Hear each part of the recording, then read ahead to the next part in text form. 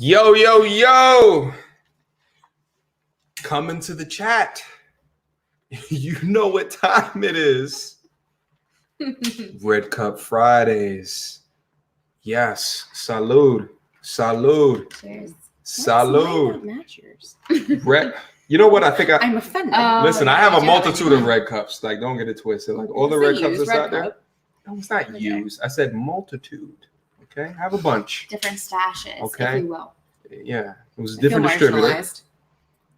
That's what I don't want you to feel like. You feel marginalized. No. The nerve. Guys, listen, come into the chat. We're going to have a good little red cup talk. I have some new guests in the building. 9/11 baby goat, my G. How are you? And we are live. That's Mr. Willie Reed right there. So Willie has actually live streamed over the last 2 or 3 weeks with me. He's come through and shared his perspective. You know what I mean? So I don't think I told you guys this, but I can have additional people that will come on and then live stream with us. Salud, my G. Nice. Salud. I hope all is well. Listen, as folks get in here, I feel as though we should introduce just at least I'm good. At least a little bit. Okay. At least a little bit. Okay. So if I was to introduce, I feel like a good question is name one of your hobbies or one thing that you're interested in, just so they can the viewers can understand at least something about you before we get started as folks come into the chat. Okay. Yeah. Just one thing that you're interested in, or one thing that you do, and I don't know if you have names that you want to go by as well. Evidently, I'm Rooks. Rooks. This is Rooks. Hey. I love to travel a lot. Okay. I would say Netflix, but I feel like that's not an actual hobby. But if it was, it would be on the top of my list. It'll be the top of the list. Mm-hmm. I love that, Rooks. I will go by. I'll be Gertie. You're gonna be Gertie. Gertrude or Gertie, if you will, for short. Okay. I am also a fan of travel, but I would say mine would be running. It is something that I have fallen in love with. Wouldn't have ever thought I'd like running more than that mile we had to in high school or whenever else you had to do that physical fitness test. Yeah. And I ended up doing my first half marathon when I turned 25 as my quarter-century crisis and thought that, life was going to end when I turned 25. What a healthy crisis. So, yeah, I decided to run, and now it's actually a hobby of mine. Got it. And I love it. So you're now a runner. I do call myself a runner, yes. Through that hobby. Yeah. And you figured that out just off the strength of just trying to do it? Or how did you come across it? So the challenge was when I turned 25, aka the quarter-century crisis, that I was going to do something different to better myself. Mm-hmm. And I decided, well, I don't like to run, so why wouldn't I start running long distances, of course? And 13.1, I think, miles it is. Yeah. I thought that sounded very feasible. At the time, I couldn't even run a mile. So wow. It started my passion, my love-hate. with running. With running. Yeah. That's the thing is that you made a goal and then you went out and then accomplished that goal. So I think there's something to be said with that. That's dope. Mm-hmm. That's dope. All right, listen, we got some folks coming into the chat. Let's say what's good real quick. Thomas Anderson, what's good, my G? Salud. Hopefully my sound is coming in right. My assumption is that it is. I don't know. We'll find out. Mr. Thomas Anderson, salud. Isaac, what's good? How are you? JT Cavett II, salud, MTR and guest. Mr. JT Cavett, what's up, bro? We're about to have a fantastic stream, bro. Red Cup Talk G3, what's good? Louis W, what's good, my G? What's good? How are you? Thomas back in here again. Salute and greetings. Children of Sun, are they married? Us? No, they're not. No. They are not married. They are not married. Interesting question. G3, relax. Okay. Yo, what's good? What's good, Jay Smith? What's good? What's good? Apparently, you guys just all got the fucking notification. Here it is. We're getting the fuck in there right now. Red Cut Talk. If you in this bitch tonight, if y'all over here right now, listen, we do it no less. No less. Ladies. Cheers. Salud. Salud. Salud. Oh, they get the notifications now. They coming in now.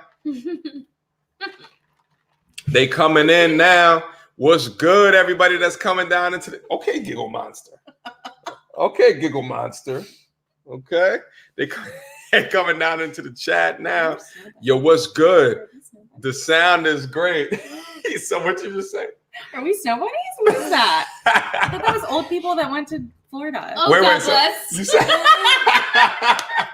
You said snow bunnies are old people that went to Florida? That's what you call them.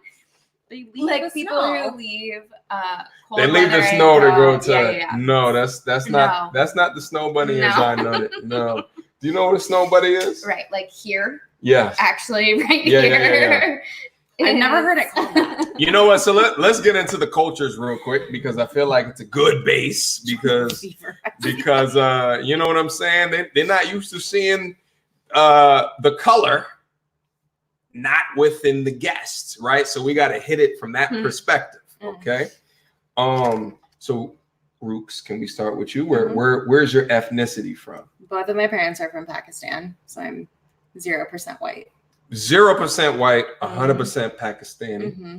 And Liz? Yeah, I'm thinking I'm Gertrude. Shit, I keep fucking up. I'm doxing you like the same way my guests would dox you. All right, totally fine. Gertie. Totally cool. I actually did my genealogy and found out that I'm mostly German with a lot of Wales and Scandinavian and other European descent of sorts, Iceland and a variety of other things. But I'm what you would traditionally call that snow bunny. Yeah, traditionally. Traditionally. She hits all the criteria. I fit that assumption. You fit the bunny persuasion. Mm-hmm. Okay, cool. So you're of the bunny nature. Yeah. Okay. It's good. It's good to establish that. You know what I'm saying? Because you got to have a point of honesty and cohesion before we have these discussions. You see what I'm saying? Corona boy 88. What's good, my G? We got the New York in the house. New York in the building. What's good, my G? Let me see. Rich Porter, what's good? What's good? Listen. I'm trying to go back down to the bottom of the chat. My bad. Jim D's was good. Mr. Precise, the guest in chat. Listen, we about to go to goddamn man right now. As folks start to enter into the building, listen, trust and believe. Oh, we got some honey dips. I don't. We got some honey dips. That's you guys, apparently. Okay. Listen, another MTR classic. Yeah, we about to hit the classics over here, bro.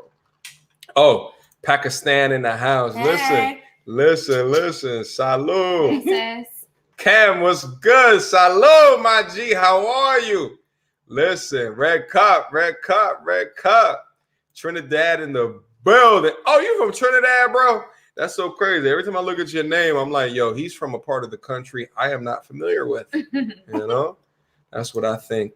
What up, MTR and guests? All right, guys. So listen, we in as far as I think in the chat as we're going to be. So people are still going to filter in. So we wanted to have a conversation. Okay. So what I attempted to do is to put together a list of questions in order to start off the conversation. Okay. Oh, wait. Well, hold on. Here's what I wanted to go over just real quick before we went into all that. So I'm going to try to do this.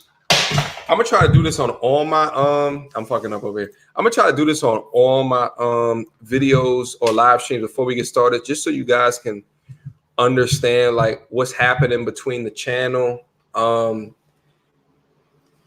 You know, just in case you haven't had an opportunity to catch up until now. Oh, wow. So let me click the hell over and talk about the videos that I just uploaded.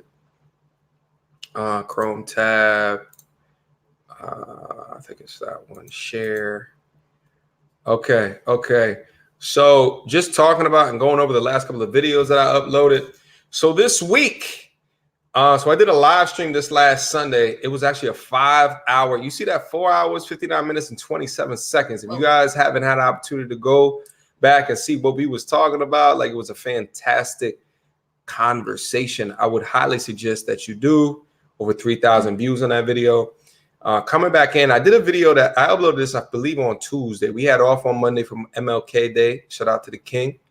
And then I came back and I dropped a video on privilege on Tuesday with Siobhan.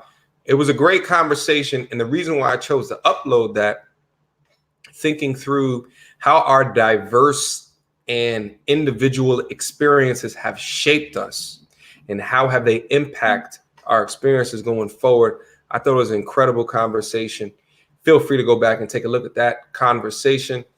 And then the other one that I did upload is a conversation and a reaction to Sarah Lena based off of Are All Women Hypergamous? What's funny and crazy about that conversation is I feel like the comments were mostly yes, of course, but the ones that actually saw the video and understood the content came through with a bit different of an experience. So it was good to kind of see all of those reactions. Okay.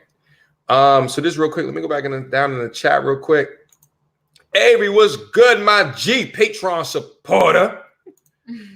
Christian Brown, what's good? Montreal listening live. I love Montreal. It's a fantastic city. Yeah. Kenny, you need to go back. Yeah, we need to go back. Kenny, what's good, my G? How are you? All right.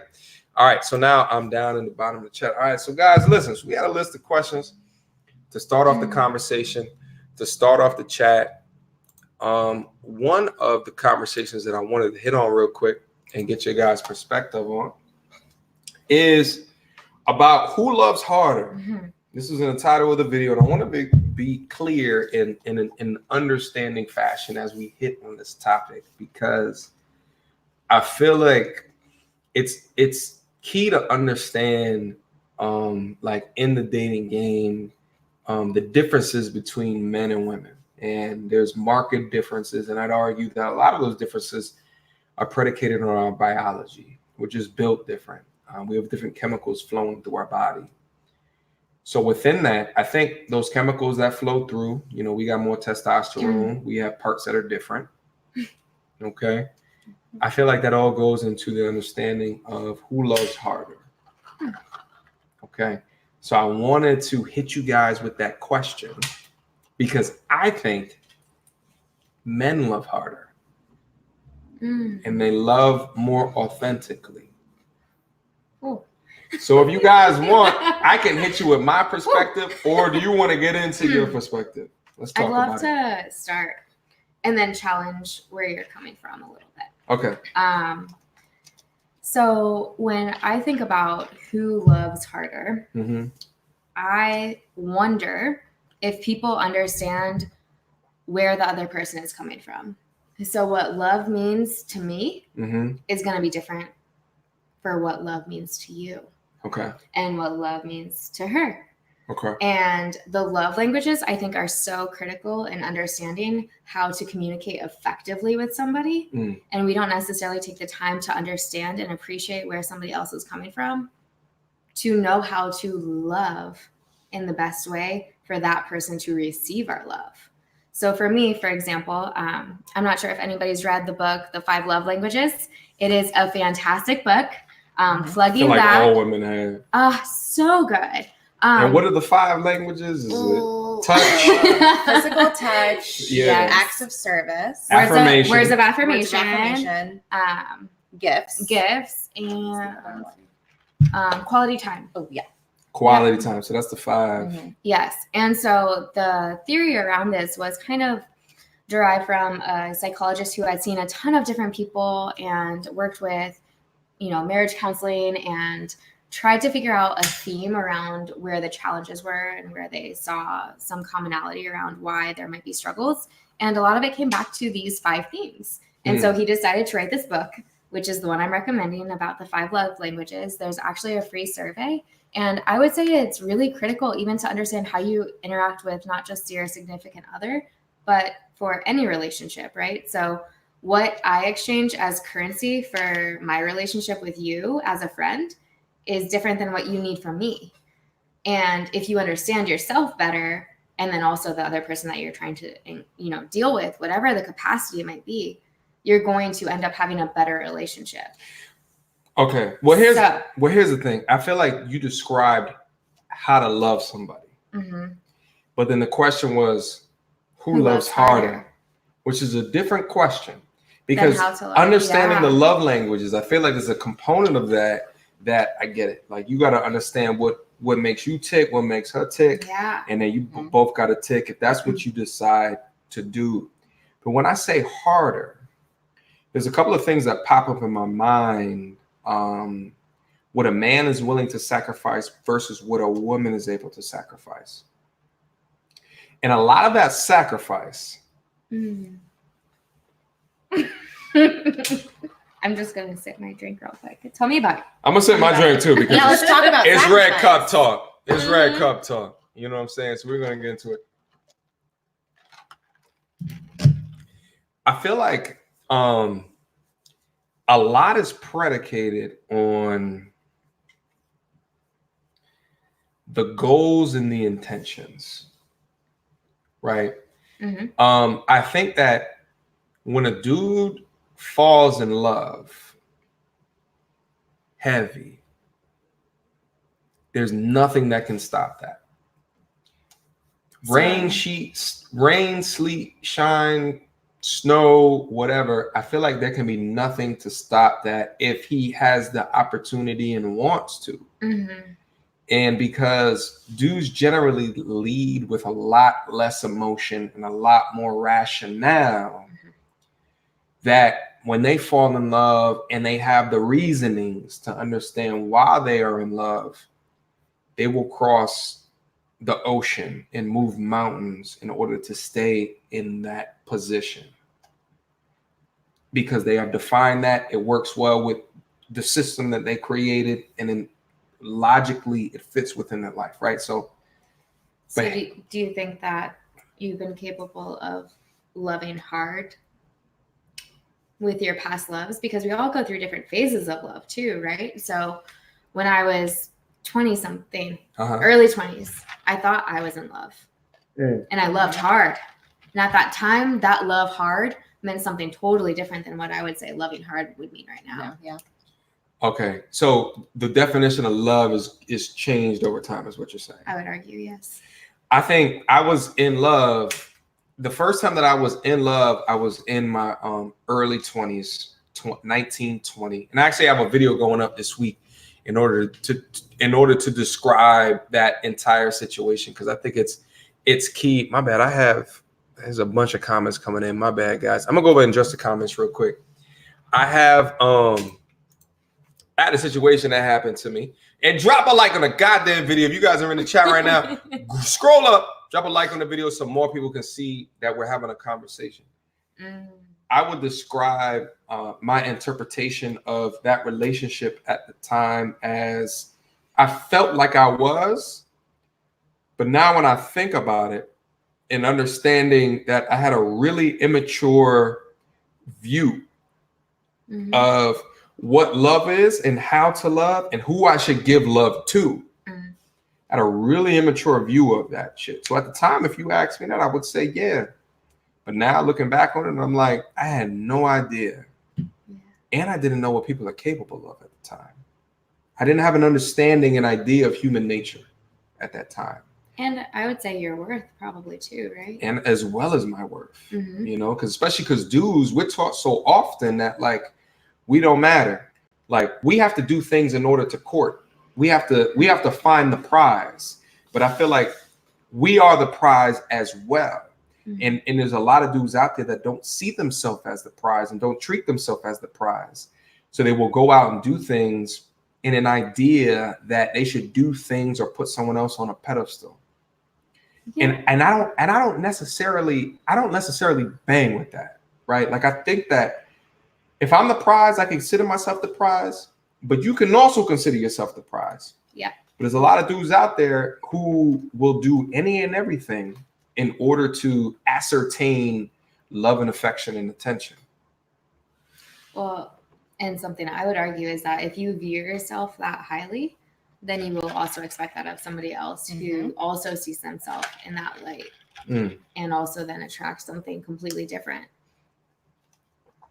Potentially. So I think it's really hard to, at any point, be like, well, factually, I think men love harder. I personally have, in my experience, I think women love harder. But I also believe that it's because some men don't know how to express themselves. Maybe they do, and they don't know how to show it, which goes back to the love languages. When you talk about sacrifice, I firmly believe women are willing to make more sacrifices. Are willing to make more sacrifices? Yeah. I would say in my experience, from a and maybe logic perspective. Yeah. From a logic perspective of like, hey, this is a red flag, but for him, I'm gonna go ahead and say maybe he's different. Well, here's the thing. Let's talk about it. Move past that expectation. Listen, and grow. I want to talk about it because we're gonna get in, guys. Listen, we're gonna get in here in a second. Let's see what's going on in the chat real quick. Dark C said, "Oh shit, this guy brought the white chicks out of nowhere." Shut up, they're not all white. Listen, I am. She is. And your ethnicity? You said German. Like European. She's like Eastern mixed with a little bit Western European. 100% Pakistani. 100% Pakistani. Hundo. I may not look it, but I promise I am. Listen, and shout out to Solo TV 84. He was like, "Yo, get some additional diversity on your channel." I'm like, "All right, cool. Done said. Done said." You know what I'm saying? Shout out to the other content creators up here. All right, yeah, okay. Let's go down in here. What y'all talk about? Children of the sun. Shalom, my G. Thank you for the $5 Canuck bucks. Who loves harder does not make sense. We all love harder for the things that matter. Men has sacrificial love, and women love is conditional. This is what I want to talk about. I want to hit on this shit real quick. Interesting. Salute to everybody coming down in the chat. Listen, this is the type of chat that you guys share with all your friends. Listen, go into your group. Go into your group chat. Christopher says facts. Thank you for the $5 Canuck bucks, bro. We're gonna get back in here and talk about it. Love language does not exist, and then the websites can't tell me how I feel. We're gonna get into that as well. Yo, Spider Weber Productions, what's good? What's good? Listen, we're gonna get into this comment real quick. Head down to the bottom of the chat. And this is what I was gonna try to get to, guys. Okay. The way that I talk and try to demonstrate my view, I want you to listen and understand how I'm articulating it before interjecting too much. You might interject in your mind, but I want you to know what I'm understanding, because I want to hear a conclusion to it. But when you look down here and you say, like, Children of the Sun says men have sacrificial love, women have conditional love. And when you saw that, you had an adverse reaction to it. We're going to take it down to an example level. Okay. But I want you guys to also understand that, like, when we think about the ideas of why a man falls in love with a woman and a woman falls in love with a man, and this is something that I've always taken into account. It's an idea of, is she falling in love with me because what I can provide, which is conditional in nature. There's an idea of our biology that makes us different. There's an idea of the chemicals that fall within my mind, and then there's an idea of the chemicals that fall within your mind that make us all choose things differently. I have testosterone, more testosterone in my body. You have more estrogen in your body. And a key component of different chemicals that fire in is why you do things. And because you have testosterone, because you don't have testosterone, you have chemicals in your body that allow you to give birth. So it's a huge component of you as people.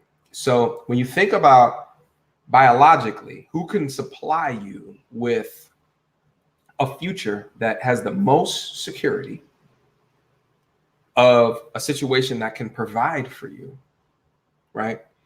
You will think to somebody that has their life in order, right? Someone that has good financial literacy and backing and stability, right? That and my hypothesis is a large majority of why that happens is because you want to find yourself in a situation where you can give the most love to your kids, the baby, the offspring, which is different than the man, right?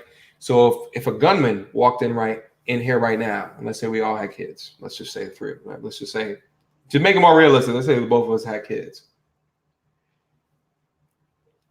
And the gunman said, husband of the kids, choose one. What would you pick? Husband of the kids. You pick the kids. Oh yeah, I would choose the kids. If the gunman asked me, I'd say me. Save you? No, kill me, save them. Oh yeah, that's what I would say though as well. Oh, you'd say that too? Yeah, why would I sacrifice my children? No, but it's the husband or the children. Oh, husband or the children. Right. For me. Yes. Oh, I see. Okay. Because if you're gone, you can't take care of the kids. Right. But if a gunman asks me, I say take me. Yeah. So in knowing and understanding that, there's a clear difference in how we come up to this idea of love, because love, the idea of it can be seen a little bit different from both sides of the coin because we do it for different reasons. I'm over here just goddamn talking. but listen, but listen, but I wanted to hear your guys' idea, like what the things that I'm saying right now, in a sense that I'm still trying to figure it all out. But I've come to this conclusion, and I want to hear your guys' thoughts, because I think like at the end of the day, we're just different in the way that we come up to that conclusion, but that needs to be understood. Because there's a lot of dudes out here that are going into it thinking, oh, she just loves me for me. But it may not be that. It could be other reasons is why she's in your call log, in your DMs. You see what I'm saying? So I think from a cultural perspective, I know my upbringing, it was like you should be with someone who can take care of you, who can provide for you, specifically financially, who obviously can help you raise a family, all of that. But I also think nowadays it's like, I don't care if the person can take care of me, I can take care of myself. So that's not necessarily something I'm concerned with. Now, biologically, I'm sure there is something between men and women in terms of kids. And like, I remember reading this article about men wanting to like spread their seed, which is very interesting. And I wish I could figure out where it was from. But I think nowadays it's like, it's a little different now because women are more independent. Not everyone wants to have children. True. I'm still on the fence about it. So I'm not necessarily like, can he provide for me? Because I can provide for myself. Yeah. And I still don't know if I want kids. So I'm not actively thinking about that, but I know that I was taught to think about that. Okay, that's a fantastic goddamn point, because like we talk about that on the channel too. So like there's a component of what we talk about is like how much of what you believe in is something that you actually believe in versus the culture or your parents or society is making you believe into that. So we're going to hop back in there in a second. Let me acknowledge some of the super chats that's coming in.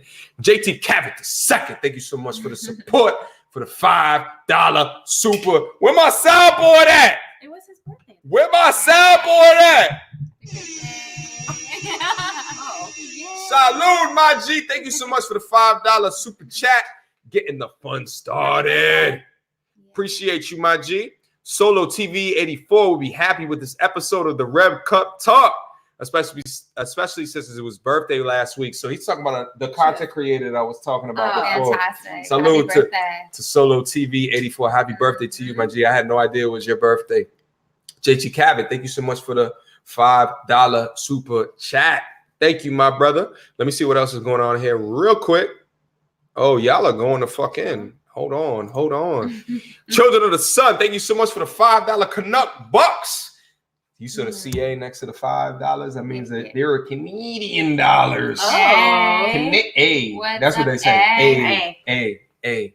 Example: men running into burning houses to save people. Facts. World Trade Center, my hometown. Women marry rich men. Men lose money. Women leaves. Conditional love. That's what he talked about before. So so listen, like all of these male athletes have groupies, but all women athletes, there's not dudes all up in their DMs just for that, right? So there's and I would argue there probably are. Not to the rate of degree of a Not Steph to the Curry. rate. Sure. Absolutely, but they're also not making his money. So there's also a discrepancy in the money. Serena that Williams, most likely. Because Serena's making. Isn't she married to the guy that like Yeah. owns Reddit or something? But yeah. Does she? Serena, Yeah, she's right? She's married to Her guy is making dumb money. It's insane. Yeah. Like, Listen, talk about a match. but if you compare the two, Mm-hmm. it's not on the same level. Like Absolutely not. like there's not like women are walking into arenas. There's not male groupies. Sure. But you walk into like, you know what I'm saying, an arena and the dudes out there, there's gonna be groupies out there. Absolutely. You know, like to a degree. So like there's Playing into that ego. Playing in and playing right into, you know what I'm saying? That ham, and some of the stars actually absorb it, and they just. Sorry guys, let me just go back into the chat. Make sure I didn't miss any of the super chats. Thank you again, Children of the Sun, for the $5 Canuck bucks. Trevor, thank you for the $5 super chat, my G. Well, here's the thing. So you're about to logically check you. Here's the thing. Yeah. I do that way. I do that all the fucking time. Yo, shout out to Trevor. It's crazy that you actually fucking noticed that shit, my G. Yeah, I do that all the fucking time.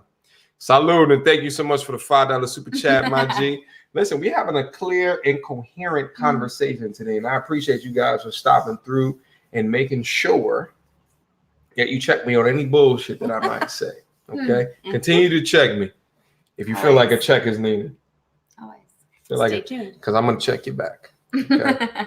Thank you, bro, for the $5 super chat, my G. Sean Bills, men are only loved based on what they can do for women. Wow. That's strong. That's bold. Yeah. Do you guys, okay, so it's bold, but like, do you? Yeah, no, that's kind of fair though. Oh. I'd argue. So what distinguishes you from a friend versus just somebody else versus somebody who's just showing interest? Like, what is it that you're providing in terms of what I need for love? Just the same as maybe I need to provide you as a man with something that you need to feel love too. Oh, she's I read that very differently. She's red pill. How'd you read it differently? Red pill. I mean, red cup. Red pill. Talk. Salute. I need a refill. Actually, you have like ice still. I don't even have ice. ice. You got shit in there. I ate my ice. It's not as strong as what you like. Are you going to pour that shit in here? I don't want to mess up your floor, so you can do it. Listen, we about to leave this in there, and I'm going to go get a refill right after. Jeez, oh, Keats. Red cup talk. Let's get it. Let's get it. All right. Oh shit. Are we missing something? So okay. So again, so they said. So Sean Bills, yo, salute, my G. Yo, keep on raising your seed, bro. I see you in my comments, bro. You got support over here. Okay. You hear me? You got support over here. Talk to me. All right. Let me just go back down to the Yo, Dapper, relax, bro. Why are you spamming, bro? Dapper, I'm gonna silence you, bro. I'm gonna silence you, bro. Relax, okay? Relax, Dapper, okay? Shit. Listen. So what we were talking about before is the idea that women love conditionally. if the situation's good, but men love deeply, regardless of the situation, he's in it to save the whole family. So I say all that to say, like, and feel free to disagree with me if you don't. If you don't agree with me. I'm like trying to. I'm just waiting. Exactly I need the whole thing. Yeah. Yeah. So feel free to disagree. So I appreciate you letting me communicate my point, because a lot come here and they don't let me communicate my point. But like, we love deeply and thoroughly. Once we're in love, from your essence, from the top to the bottom. But here's the problem. Okay. There's always a problem. Here's the problem is that women love a little bit more conditionally. So like, for example, if that provider status drops, if that security status drops, then you are more inclined to be on to the next one. Meanwhile, as a dude, if you're not able to provide or, you know, come to the table with 50-50 and from a monetary perspective, like, it's nothing for us, because we already know we're going to take you on our back. We're going to take the weight of the world on our back, and we're going to supply for you. You know what I mean? Because that's what you've been taught is the expectation. That's what we've been taught. That was the expectation. That's been the whole thing. So knowing and understanding the difference between the two. So I say there's also a difference between loving with that kind of conviction and saying you're loving the deepest and the hardest versus commitment and actually remaining faithful. So your thing is faithful. Yes. Is remaining within one person. Yeah. So what does it look like when shit gets hard for the female or for the male? Okay. Does that faith waver? Even if he knows he's got to carry her on his back? Does it look like insecurity? Does it look like he needs something else from somebody else to say you're a man? Even though you're fucking up, you're still a man.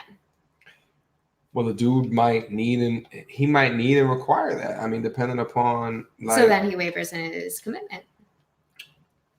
He might waver in his commitment. Maybe. If, you know, I feel like, you know, there has to be a give and a take. Like, there has to be an understanding that, you know,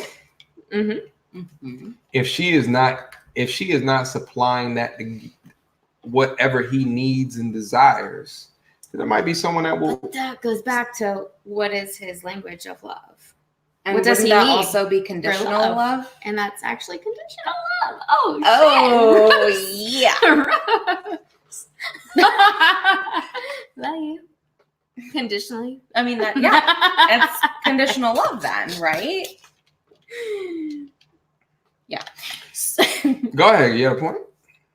I was just going to make a comment. Okay, go ahead. I mean, I know we talked about what you're taught culturally, but I feel like this is the same thing. It's like, maybe in, I don't want to say olden days, but like, yes, there is a role a man plays and a role a woman plays in a relationship. And maybe you're taught to seek out a man that can do all of those things for you. But I don't think that that's what people do now. I don't think that that's what women do now. I certainly don't. So you feel like it's a lot more fluid? I do. Yes. Yeah. Would it be great to be with someone who is financially stable and has either a similar or better background than me, or I guess what I believe to be a good background? Sure. But that doesn't stop me from being with someone. At least it hasn't before. So I don't like the comment that women, like, our love is conditional, because if you stop making money, I'm still making money. So well, that's what I'm saying. Well, talk to me if what I'm saying is not making sense to you. Yeah, and that's the expectation of myself, and I think for Brooks as well, is that we are going to be able to provide for ourselves and only enhance ourselves through loving somebody who is a complementary factor of what we can do alone. So let me ask you guys a real question, right? So you guys are all, in knowing you make good money. Would you ever date a dude who makes less money than you? Yeah, I just did until about 3 weeks ago. So you would so you was riding for the dude who made like significantly less, like 50% less, or like just a little bit less? not 50% less, but significantly less. Okay. So if it was significantly less, did you feel like you was mothering him? Not at all. So, and to be fair, so the interesting conversation that I have had in that situation is, hey, because of your passion and what I think you want to do with your life, would it make more sense for you to be the stay-at-home father who does a part-time job and does what you want to do? And does what your career is, which might be coaching. This is crazy. Whoa. This is I gotta take my glasses off for this shit. So listen. It's okay. It's okay. You're good. It's okay. My diverse panelists. So, and you guys make good money, good dough. So what you're saying is that you are okay with having a you are okay with you being the provider. Yeah, absolutely. And I have it feels kind of good too. I broached the conversation because I know for the male, it doesn't feel good. And it doesn't feel accepted. It doesn't feel okay.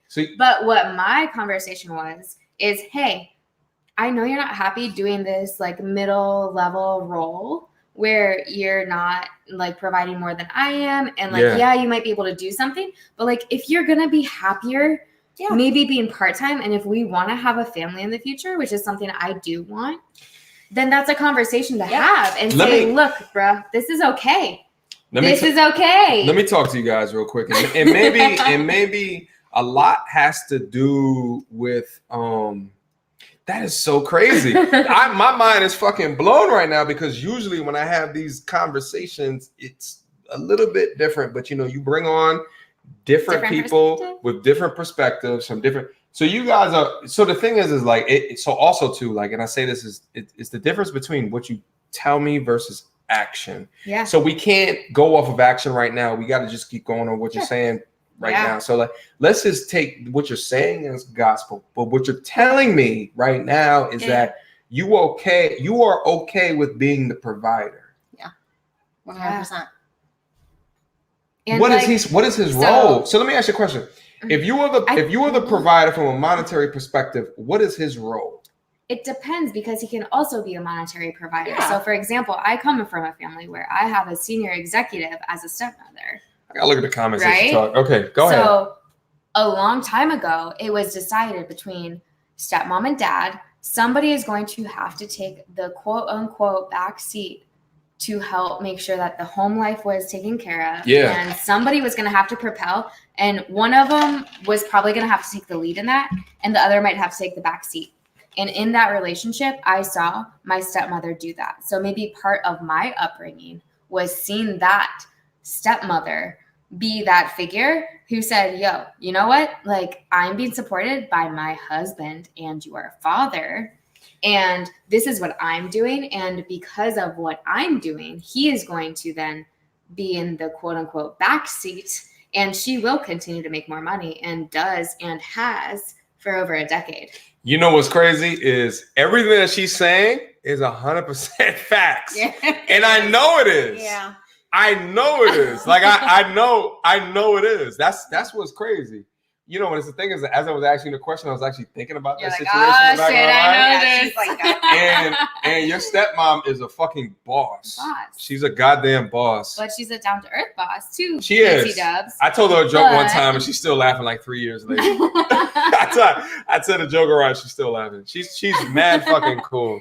She is. But somebody had to take a back seat. Somebody had to choose. Somebody had to have that hard conversation to say, look, we're both capable. You and I are both equals. We're partners. We are in this shit together. And as a married unit, that's what you do. And whether it's your children or your stepchildren or whatever the fuck it is that you care about, somebody might have to take a back seat and sacrifice and be okay with that. And the gender role doesn't matter at that point. It's what's best for your goddamn family.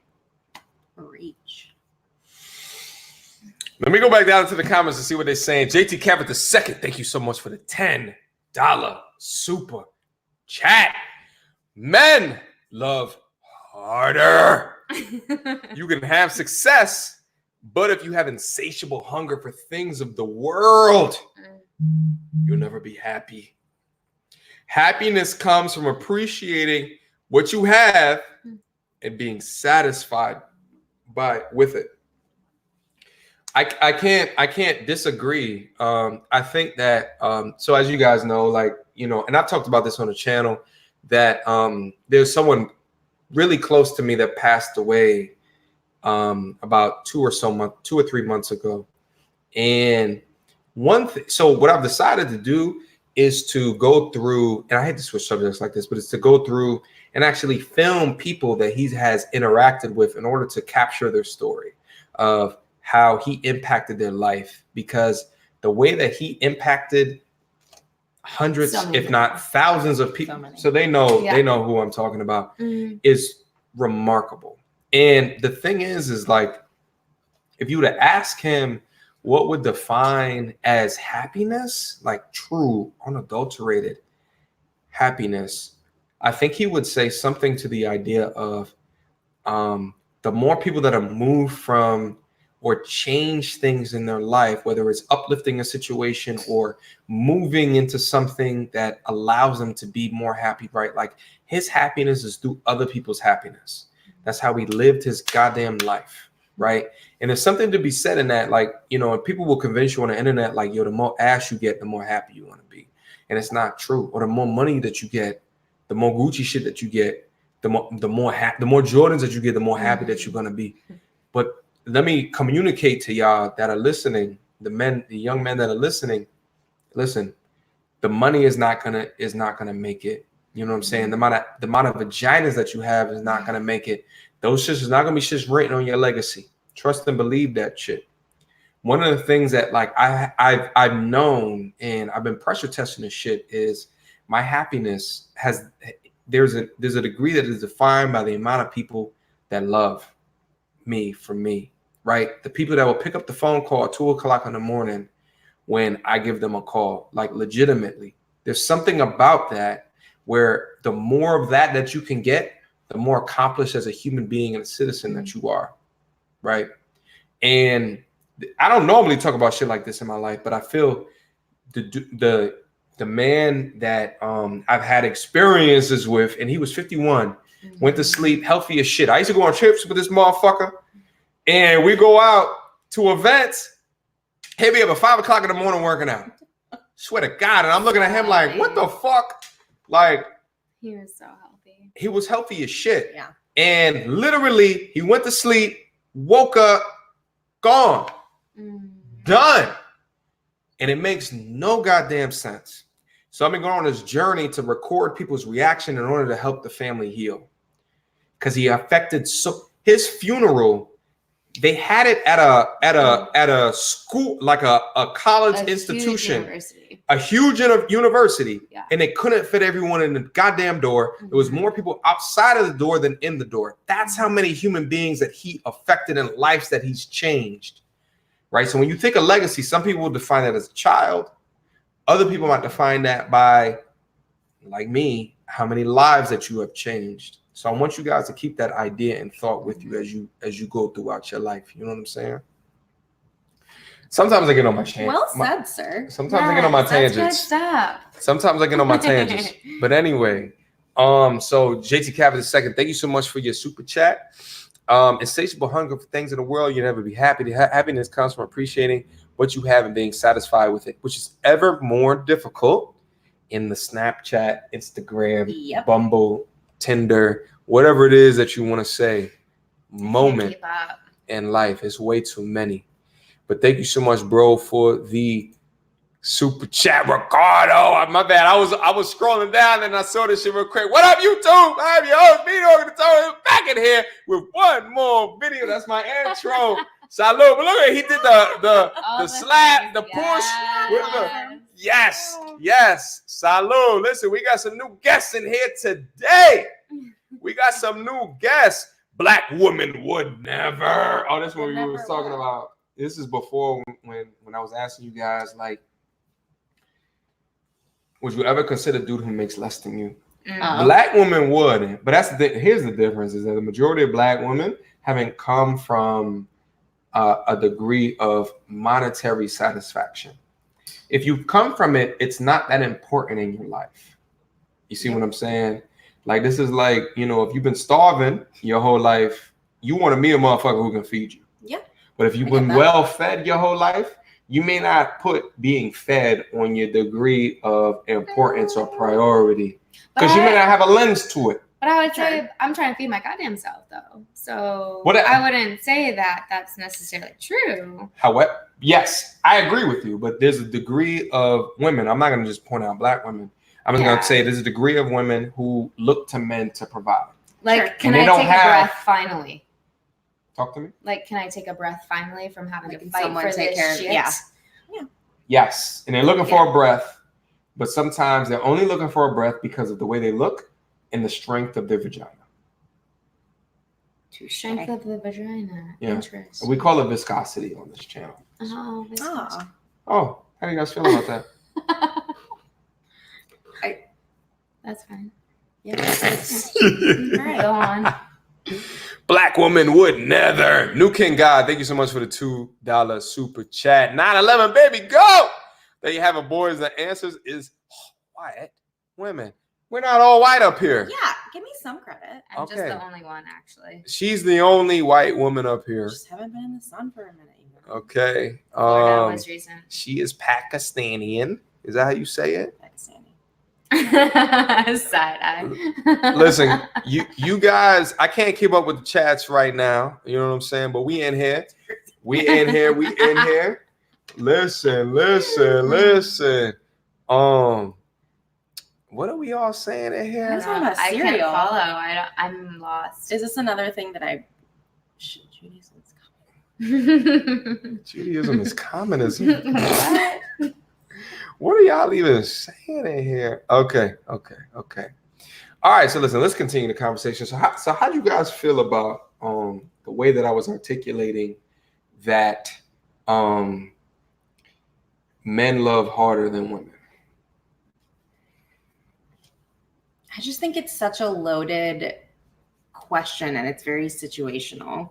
Obviously, like I said, my perspective is what I've experienced. And so in my view, it's women love harder because I feel like I've loved harder in all of my relationships. But okay. So I think it's situational. So you have loved harder in your specific situations. Yeah. I believe that to be true, at least. I don't know what my partners would say. How much of the partners that you've had, you have been the complete breadwinner?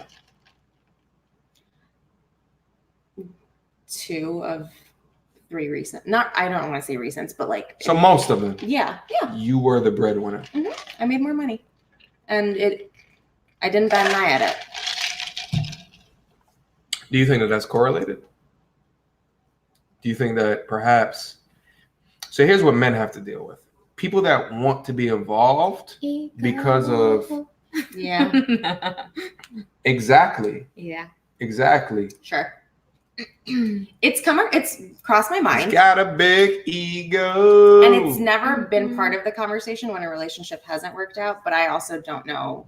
They will never admit that because of the ego. Right. I will say this. Ego will prevent the ego from saying that. I have a friend who is married, not only to a woman that's much older than him, but she also makes a boatload more money than him, significant. And I asked him about it because I was curious if that was impacting my relationship at all. And he said, it's like, I love it. I get to do what I love. I don't have to worry about being the one that brings home the money for the mortgage and all the bills. Like, my money helps, but we don't need it. And so he gets to do what he loves. And do you have a definition of a man? I don't know. No. Like who you need? No, like if you were to define like what a man is and what a man should be, do you have a definition of a man? And do you think like in 2020 we should live by rules of masculinity and femininity? Because what you just described to me, I would come up to a summary that he's not a masculine dude. Because he is okay with allowing a situation where he is dictated by her assets, by what she can provide. I feel like dictated is a hard word. Like, he makes enough money that he could take care of himself. They could probably live off of just his paycheck, but they live a really great life because of hers. And so he doesn't have to worry about, like, we used to work together. And when he went to find a new job, he didn't really have to think about, well, am I taking a pay cut? Is this going to work out for me? Can I pay my mortgage with this?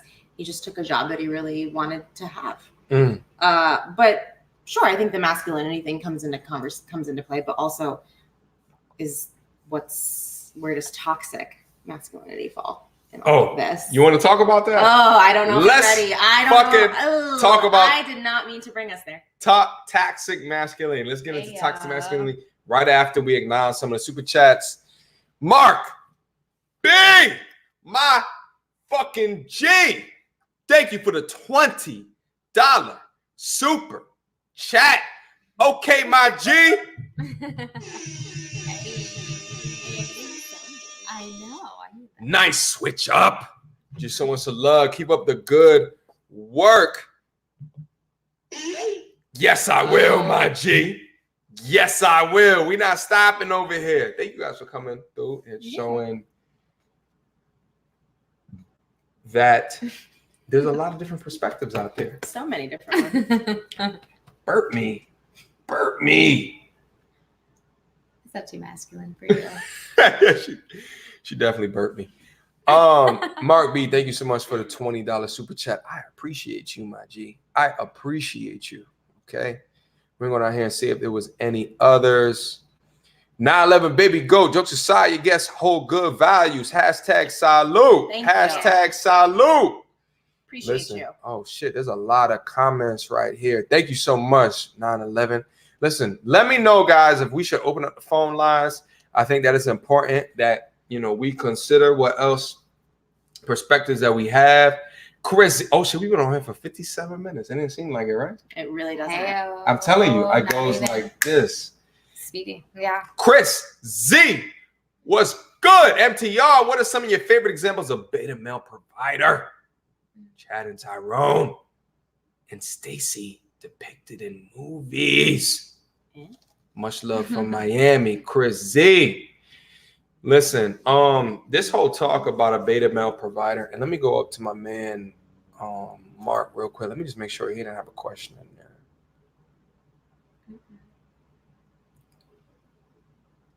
Okay, he's just showing love and support. I was just making sure. I was making sure. Them 9/11. Okay, just making sure. Just making sure.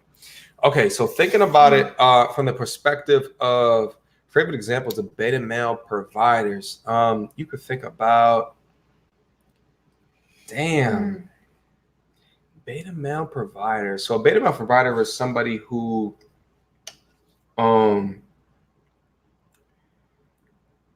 just gives and gives and gives for no relief, right? So like I had people within my life that I've talked about on this channel. So I got a buddy who, you know, went out to Vegas and met a young lady, and by the end of the night was $7,000 to $8,000 in debt. Yes. Because of her? Yes. Oh. Yes. And she's a whore, you know, like she's a stripper, and you know, it was like, it just made no sense. But she took advantage of his well-being, took advantage of his emotional. Yeah. Right. So took advantage of these things, and he provided, right? And it goes from as disrespectful of that to someone who a guy who is feels indebted to provide financial. Right, like I posted something on my channel not too long ago about a gentleman who was like, "Yo, I spent $225 on a date and then got nothing out of it. So what? You know, it doesn't matter that I got nothing out of it. It just is what it is." And my argument is like you should never took her out on a $225 date. And what does nothing out of it mean? Nothing. He just went home that night and it became friends. And then now she probably calls him at 10 o'clock on a Friday night. You know, if her plans fell through, to sit and talk to him on the phone call. you know? So we call him a beta male orbiter. But he was a provider because he provided a fantastic meal for someone who didn't deserve it. Yeah. Those are my examples. I just wanted to say that out loud and see if you guys have any contradictory points to the things that I'm talking about. And then I got to go take a piss because my bladder I about know, to right? pop. Can we like take a rotational on this? Can I go first? Yeah, for sure. Go. Okay, so talk about. I sure will. Okay, so talk about what I just said, and I'll be back. Fuck. Uh-oh, now it's very. He's not here anymore, guys. Girl So talk. I would just challenge the friend who is in Vegas. Like, not only is that an obscene amount of money, I feel like, to spend on somebody, but clearly I feel like the intentions were crossed and that there was something else maybe provoking that desired behavior. And I don't think that that was something about love necessarily, as much as maybe like showing off or maybe trying to show off something that they wanted to be or thought that they had to be in that situation, either being in Vegas or being on a bachelor weekend or whatever it is. But like, don't do that. Like, there's no need to be out of your own zone and like out of something that makes you comfortable or whatever it might be. I don't think that that's attractive. He's taking a really long piss. That's why we're laughing. But yeah, it's like, you know, I don't think that would be attractive to me. Like, even if I'm on a vacation, for somebody to all of a sudden drop a lot of money on me. Yeah. I think that's actually quite a turnoff to feel like somebody assumes that they have to come in and impose and take care of me. Like, I'm actually good. Like, I need a compliment to who I am. I don't need somebody to provide in the sense of traditional providing, I guess. So I agree. It doesn't get you any brownie points from me. Like, if you offer to buy my drinks or switch. Well, that took a really long. Okay, red cup's going down because we've obviously had all of that. Switch. All right, go ahead. I didn't want to interrupt. No, you came in at a good time. We were ending a comment. She was ending a comment, and I interjected. And you was interjecting. Go ahead and continue to interject, girl. Well, I kind of completed my thought. We were just talking about specifically this guy in Vegas and how guys shouldn't feel like they need to flex their money or provide when they're meeting women. I mean, $7,000 to $8,000. I don't know what the fuck happened that night. Yeah, he was wilding, and he knows he was wilding, and I told him that he was wilding, and I think like a degree of the reason he was talking about it is because he wanted me to tell him he was wilding. And he's not a rich dude. He makes decent money though. He makes good money, but he's not a rich to be spending $7,000 at one night type of dude. I think if you come across a woman that's making you feel like you need to spend that kind of money, then she's not an authentic. She's not what you're looking for. Yeah, but like I feel like there's a degree of dudes who are just, you know what I'm saying, are just looking for someone to validate how they feel. And it's a sad reality. And it's just a component of human nature where I feel like people want to feel loved. And whether that's a man or a woman, and you know, we've talked on this channel like the man's love of that shit. And I feel like you should be, as a dude, you should be wholly and truly comfortable with yourself and your loneliness. Yeah. I think that's a key component of being a man, is being able to be lonely. There's a lot of them that don't understand that, and they haven't done the correct actions in life in order to be comfortable with themselves. I think both genders need to do that. You all right? You're like, Shit. Hold on. Oh my god, you are falling off of this. I am. What Ow, the- pinched. I'm good. Fuck. There you go. Last leg. All right, we back. Pardon me. Sometimes you gotta toss the leg up in the air, you know? Your ball pulled the stew from The Hangover. Yeah. Oh, Facts. Yeah. He Facts. ended up with her though, didn't he? No, what am I thinking of?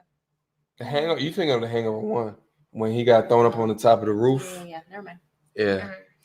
That's the shit. So wait, is it kind of like a damned if you do, damned if you don't situation? Like you're saying, the guy needs to feel like he can provide. But then, so Here's the thing. I think biologically. Here's the thing. Here's what's happened, right? There was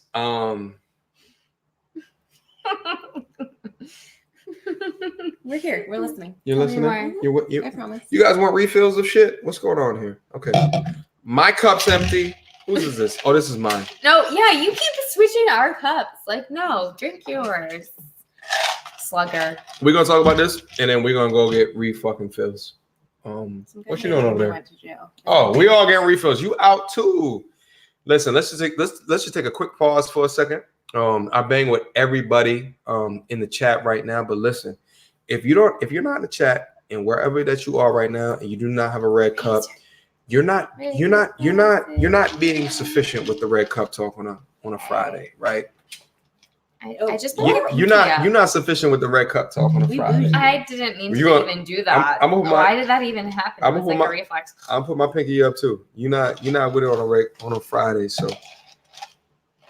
But low key, I bang with all of y'all. I appreciate y'all for coming through Red Cup Talk Fridays. Hey yo. We're gonna get a refill here in a second. What were we just talking about? I asked if you're damned if you do, damned if you don't.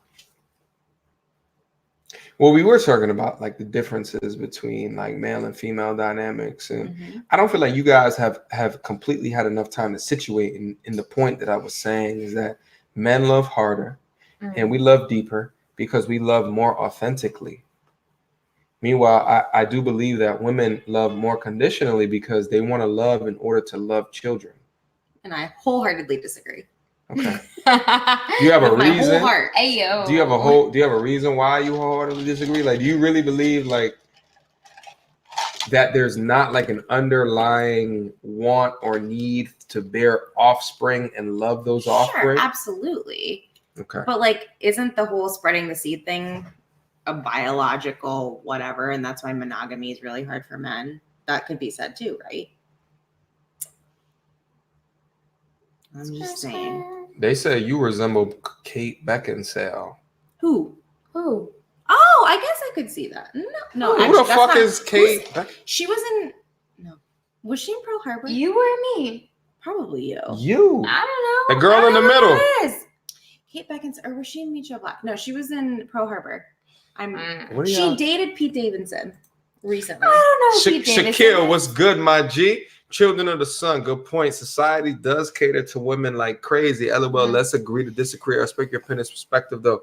I don't know what they were talking about. Okay, Beckinsale. I don't know what they're talking about before, but like, yep, when a nice guy versus a direct guy with confidence, the difference is huge. It's all about the mouthpiece and masculine frame. Is that true or not true? I mean, I think that there's something to be said about people who are willing to even have the initial conversation with somebody. So I have an interesting dating record, if you will. But if people aren't interested in approaching me, then maybe I won't be interested in them. And there's a certain maybe frame of mind or person who might be more inclined to talk to me versus somebody else.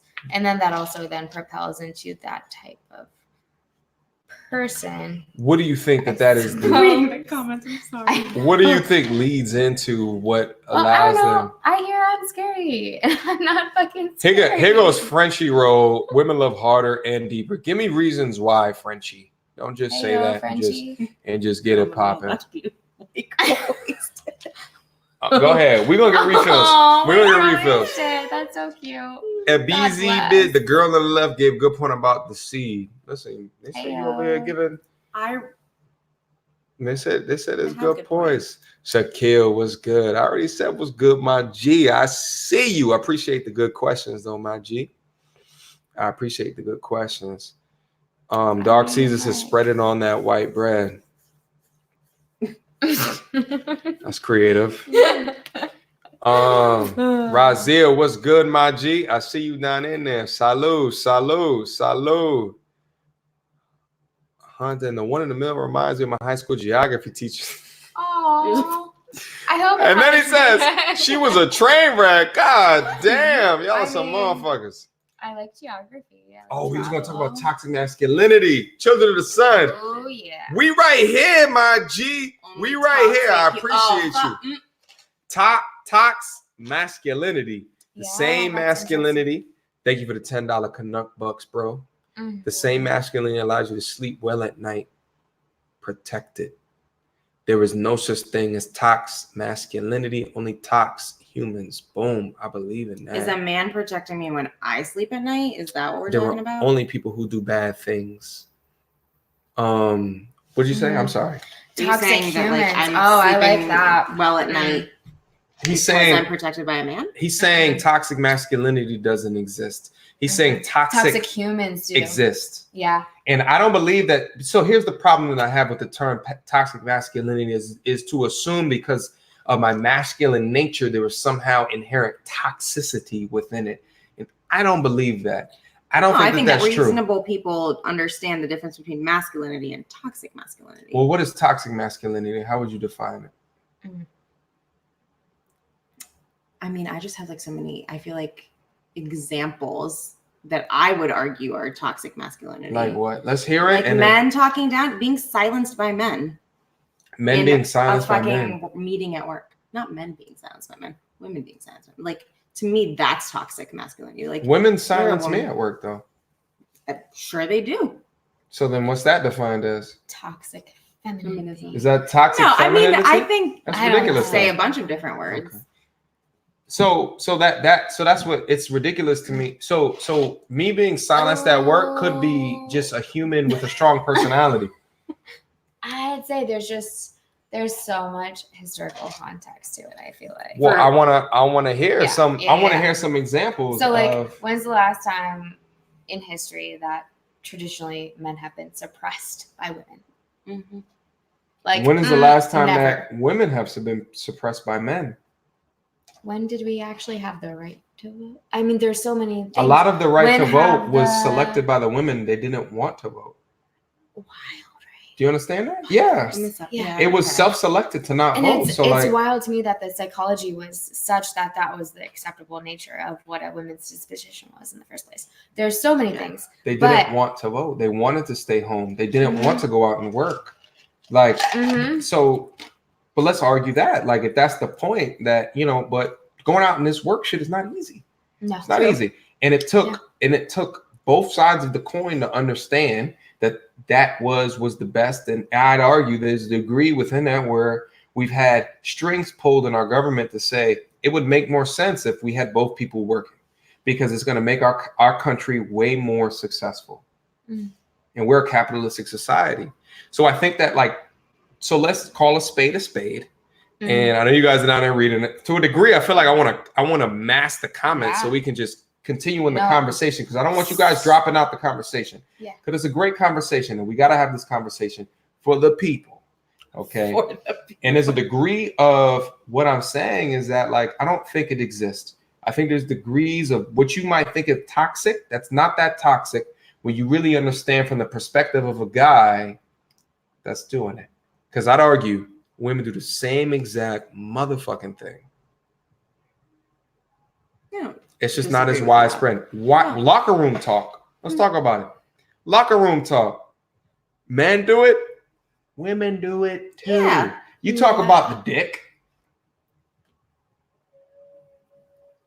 You talk about the shape, size, and the dexterity. What it was able to do in the cervix. Let's be real. Let's be real. But I'm also not worried about, for example, a recent situation I dealt with at work where somebody was taking a photo of me from behind. That's just a creep. Now making me uncomfortable at my gym. That's not toxic masculinity. That's a fucking weirdo. I don't know what that is. That's a weirdo. That's illegal. Weird. That's fucking weird. It is. But that's not toxic masculinity. But now I have to go deal with HR and blah, blah, blah. Well, he's a piece of shit. Correct. Irrespective of the term toxic masculinity, he would have always been a creep and a piece of shit. Mm-hmm. That's the difference. The toxic masculinity is to say, okay, because I am masculine and I'm talking about things in a particular way that involves women, it's locker room talk. It's just the way that I have a conversation and I'm not trying to do it in a way where I am degrading you to your face. I'm acting like you're lower than me or less prizeworthy of me or that you're inferior. It's a conversation that is built out of how humans can talk to each other. Yeah. The creep shit, that's a whole nother, and I don't want you to convince and mix the two. No, they're not the same. But They're here's my just shit argument. that we have to deal with. Here's my argument. It doesn't exist. So I've been doing a lot of talking, and I want you to tell me that it exists and why. I want to know how you would describe the situation, the very, I would say, common situation of a woman going to buy a car and being talked down to by the salesman because she's a woman. Well, you're just ill-informed. There's a lot of women that have enough information and can Google search about cars. 100%. But it still happens. It happened to me when I bought my car. But it happens to me when I go to the mechanic. I was up here not too long ago, and a motherfucker was trying to charge me. Sweetheart? A motherfucker was trying to charge me. This trunk is big enough for all your shopping. Listen. I had a motherfucker trying to charge me $50 for spark plugs. And I'm like, oh, spark. Yeah, spark. That sounds like that's expensive. And I went up to my pops, who grew up fixing cars, and he was like, what? And he sent me some shit. And my pops brought me out that. So that happens to me as well. Now, the sweetheart shit, trust and believe, that happens to me as well. Don't get it twisted. So as long as you admit and say that there's toxic masculinity, you then would have to say that there's toxic femininity. And I agree, but I also don't think that toxic masculinity is exclusive to men talking to women. I think it can be just a man and the way that he communicates with anyone in his life because he has some sort of, I don't know, complex. I don't know. Listen, let's get back in the comments real quick. So Children of Sun, thank you so much for the $10 Canuck Butts the Beat Star. I learned so much from this channel and have become more self-aware and successful as a result. Salute and thank you so much, my G, the B Star. I see your comments down there, my G. These are the type of comments that gave me the fuck up in the morning. Motherfucker tell me that there's something that I said or there's something that we had an interaction at that made someone else more successful. That's the Trenton legacy. That's the Trenton legacy. But I can do it with the digital shit. You see what I'm saying? Yeah. It's just different. Cool. It's just different distribution model. But it can still happen. Different distribution model. So the B Star, I salute and thank you so much, my G. Thank you. I appreciate that. That's what keeps me the fuck going, bro. Oh, we are way behind in the chat. So you see right here, it says 9:12, and right now it's 9:17. We are 5 minutes back. And look at all the fucking comments in 5 minutes. MTR, stop sipping and come back to the comments, bro. Let us help you out. What do you Kenneth? Stop talking. Kenneth. All right, we coming back. Bro, are you okay? What are you talking about? Most unsmooth I've seen you, man. What are you talking about? Guys, have I been on smooth tonight? Let me know. Let me know. Uh-oh, they think you're drunk. No, it's just one guy. It's just one guy. Kenneth thinks I'm unsmooth. Okay. My nigga schmacked. LMAO. Laughing my ass off. My man schmacked. Can't pay though. Listen, what characteristics do the desire men that they don't possess themselves? It's a good question. That is a great question.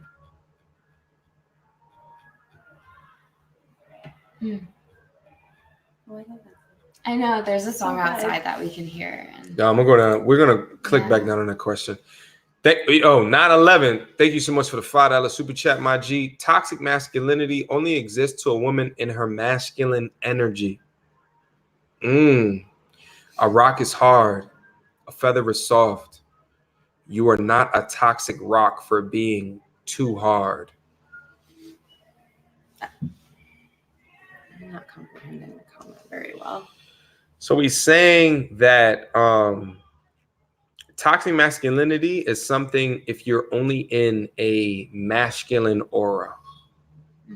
And he's saying if you're in a feminine aura, you don't respond to the ideas that surround toxic masculinity. You don't even understand. Right, like it doesn't make sense to you. So what he's saying is that you are not toxic for being too hard. So like the harder that I am as a dude doesn't make me more toxic. Because that's what toxic masculinity, that's what they're trying to interject is like, the more man you are, the more toxic you are. So back when I asked what the definition is like an understanding of like, what is it? How does it exist? And if it does exist, let's point a finger at it and tell it that it doesn't need to exist anymore, you know? But I feel like because, you know, there's certain definitions in media that say that it does exist. But once you start to pressure test like what it is and where have you seen it and the difference between being a creep and challenging a man on his masculinity, which I think has been a degree polluted by ideas of feminism, the type of feminism that makes us think that men are somehow beneath women. Those ideas have erupted this toxic masculinity movement as if it's something that is actually occurring. And I don't think that historically toxic masculinity in my mind would be something where men are beneath women. It's quite the opposite in reality. But one of the things that I was just thinking about through some of what you were mentioning was also just the vulnerability of a man to also say, I don't have it all figured out. And as a man, what traditionally is usually taught is that that's not an okay place to be. And that's something that I think a lot of women try to explore themselves potentially, where a man might be more hesitant because they might feel weak because of that. So an example I'm thinking of is, you know, people going to therapy or saying, yo, I might need a counselor for right now. Like, I'm going through some shit and I need help. And my friends might not be my best support because they're invested emotionally, but I might need somebody else to kind of help me through what is challenging me right now. Yeah. And that's something where, not to say that there's toxic masculinity necessarily explicitly around that, but the fact that a man might feel like as a masculine man, he's not capable of exploring that depth. There might be some separation, and then maybe he's not able to then be the best man he can be for not only himself, but for maybe his relationship or maybe his family or his significant other or his sister or whoever it might be, in that masculine nature of not needing help. Okay. All right. You agree? I mean, there was a lot there, but generally, yes. I think. Okay. I feel like toxic masculinity, it sounds like, comes across as super negative and like people, like men are trying to bash women, and it's not necessarily that. It's just not being comfortable, like you said, like to ask for help or to be in a different role in a relationship. Yeah. Right? It's Quote too unquote soft. too soft. Like, you're supposed to be more man than that. You don't need help. You don't need somebody else to help you know who you are, or need somebody else to be the other half of your paycheck, or like whatever it might be. It could be any degree of other half, right? Okay.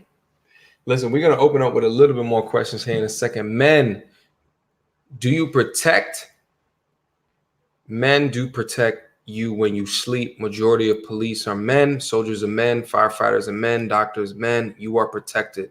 Shout out to Children of the Sun for the 5 Canuck bucks. I think he was in response to a comment that you had made back in the beginning when we started talking about toxic masculinity. Anything to say off of what he just said? I mean, sure, there's men, doctors, soldiers, firefighters, but there's women too protecting me. I also don't need a man to protect me, so that's what I have to say about that. I just don't like the idea that men are protecting you when you sleep. Like, okay, I'm also protecting myself. If there was a war today, would you go to war?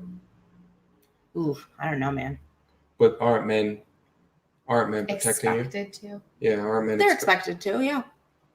I don't know if I expect them to, but I think that's societally, yeah. They're expected to. So there's a degree of privilege there, right? In an understanding that you don't have to go. Right. Absolutely. So when he says something like that, like men do protect you in the majority, right? Like you think of all the people that are overseas protecting. Absolutely, and they're different- protecting our freedoms. Yeah. But like when I'm thinking day to day, who's protecting me at night? Sure, there's not bombs dropping on me, and a lot of men have something to do with that. But I think the earlier comment made it sound like being with a man, you're protected. That's how I took it earlier. So for me, I'm like, I don't need a man to be laying next to me in bed at night to protect Yeah, myself. I can be single and also know that my country somehow, Yeah. some way is protecting. I have a deep whatnot. respect for anyone in the military, men or women. Got it. So it's more like like more tactical, right? Yes. Like Yeah, it's for more sure. like day to day that Yeah. you're not expecting that as well. So I don't walk around feeling unsafe because I don't have a man. with me. yeah. Well, the thing is like I think a lot of that has to do with forefathers that have made that so. Right, like because you can be in different countries right now and that not be the truth. Oh, Very true. Absolutely. Yeah. And Right. I lived 100%. Yeah. for a month. Where was the place that you lived that was like that? In Nepal Yeah. for a month. Yeah. And we had neighbors who were still, there's Nepalese caste systems and then there's religious caste systems. And our neighbor was not able to walk out of her home without a man escorting her. And the girls knew nothing about what a menstrual cycle were before it happened. And they were ostracized essentially from their community for 3 weeks when they got their first period.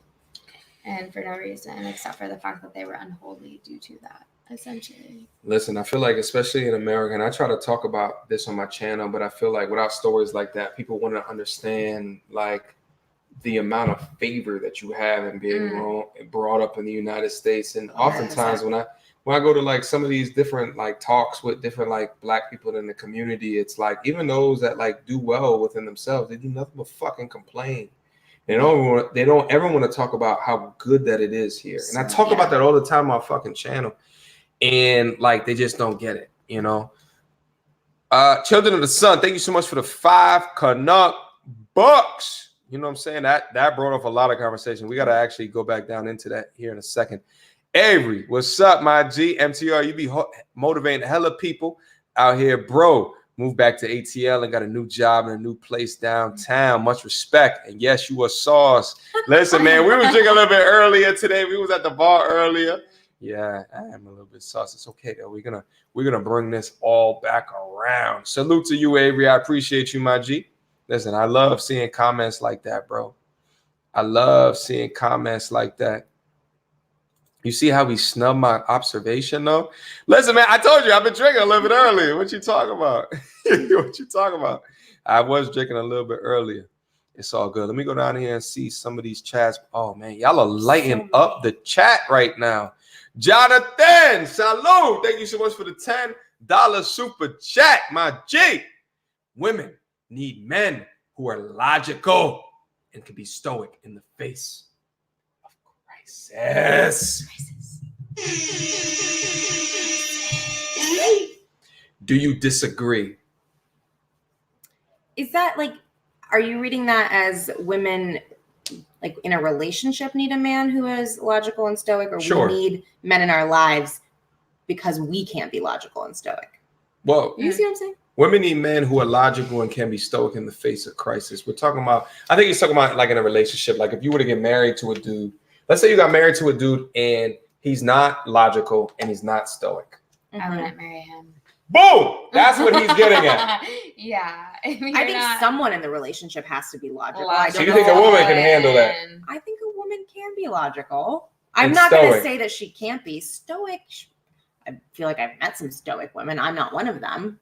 So it's hard for me to think that I could be the logical and stoic one in a relationship. So you would probably need someone to offset that. Like you talk about the yin to the yang. Balance. Yeah, you need a balance in every relationship. Generally, do you think women are more logical than stoic? No, I think generally I think men are. Yeah.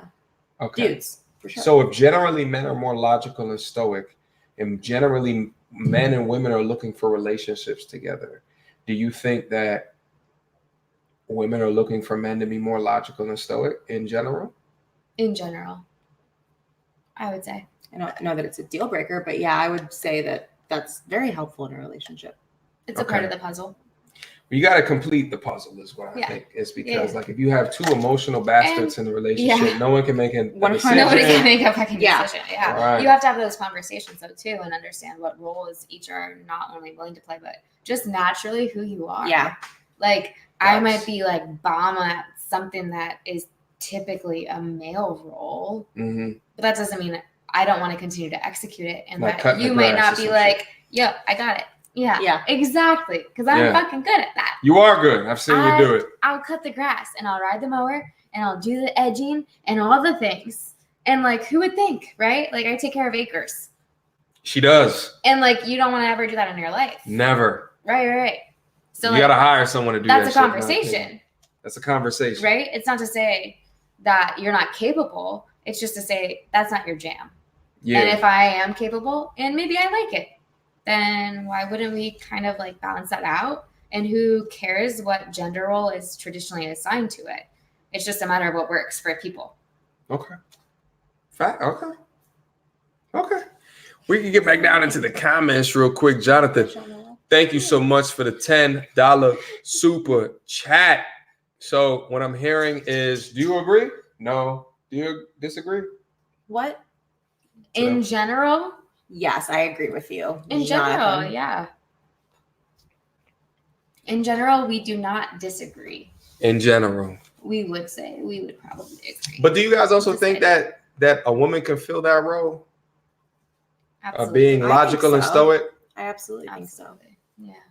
I know it's not me, but I feel like I know women in my life who probably fill that role in their relationships. Okay.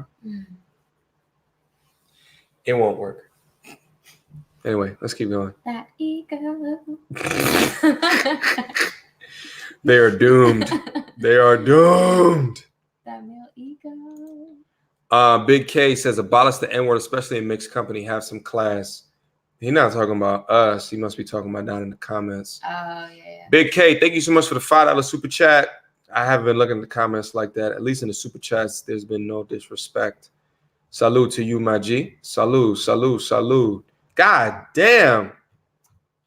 Oh my God. I am missing. Making things spicy? Yo, I don't know what's happening, but the comments are going off the chain. Jonathan says, I hope the women who say they don't need a man to protect them are well educated on their 2A rights and on the practice of self-defense principles. Well, I have a gun and my concealed carry, so yeah. Yeah. I practice my Second Amendment right. Yeah.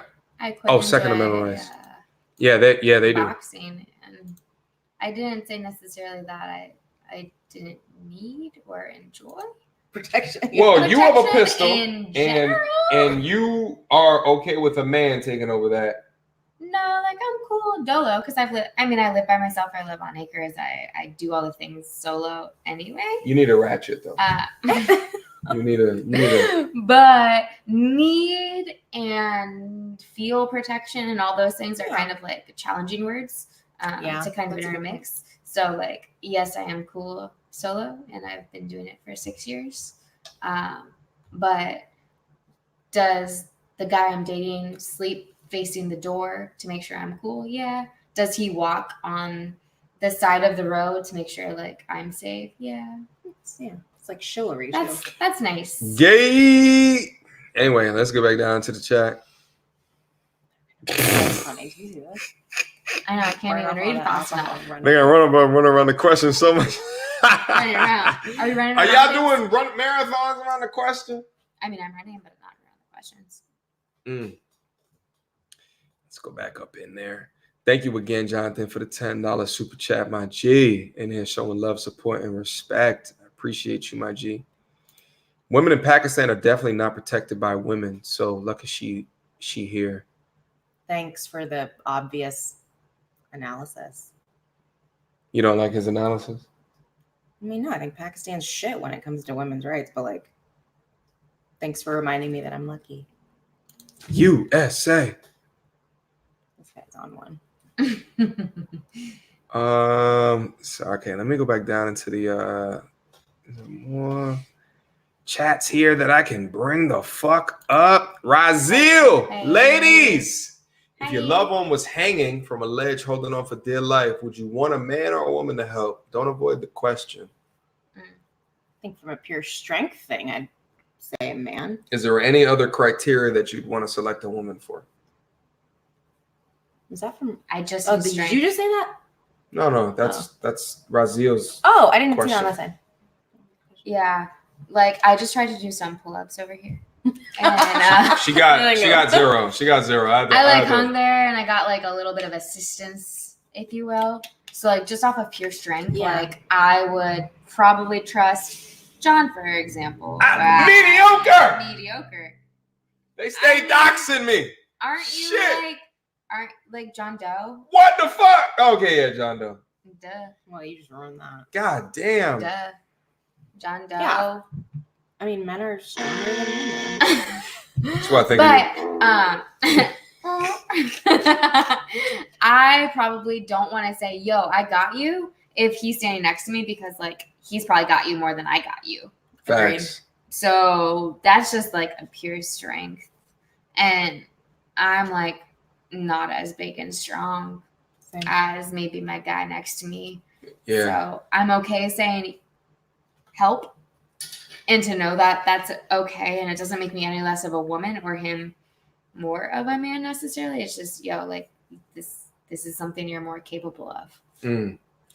I think it's a good question in the sense that, you know, when we think about like the dynamics between men and women is that, you know, there's a little bit different weight that is put on, you know, what I'm judged with, what y'all are judged with. And, you know, I would say like, you know, y'all have a lot more judgment in general, like being a woman, you know, I gotta wear makeup, you gotta wear heels, you know, sometimes you put hair in, you color shit, do all this extra shit. But one thing that man is judged by is not the aesthetics as so much as, you know, how much weight that they can pull, how much money that they can make. So it's like different things. And within that, there's gonna be different reasons why women find men attractive, and there's gonna be different reasons why women find men attractive. And I think like what they're getting at is to the dynamics and the differences between the two. I mean, one dynamic I don't mind saying you can pull somebody up versus me. That's cool. You go on, boy. Like there it is. You go on. I could. Absolutely. That's okay. I don't feel any less than due to that. Raziel, I think they have adequately answered your question. Thank you so much for the $5 super chat. Ask if these stoic women are single. Well, one of them is my mother, so no. What? My mom's the stoic. I think she's the stoic and logical one. No. They're saying you. They're saying you. Did I say I was stoic? No, they're saying. But they're inquiring. No, they're inquiring.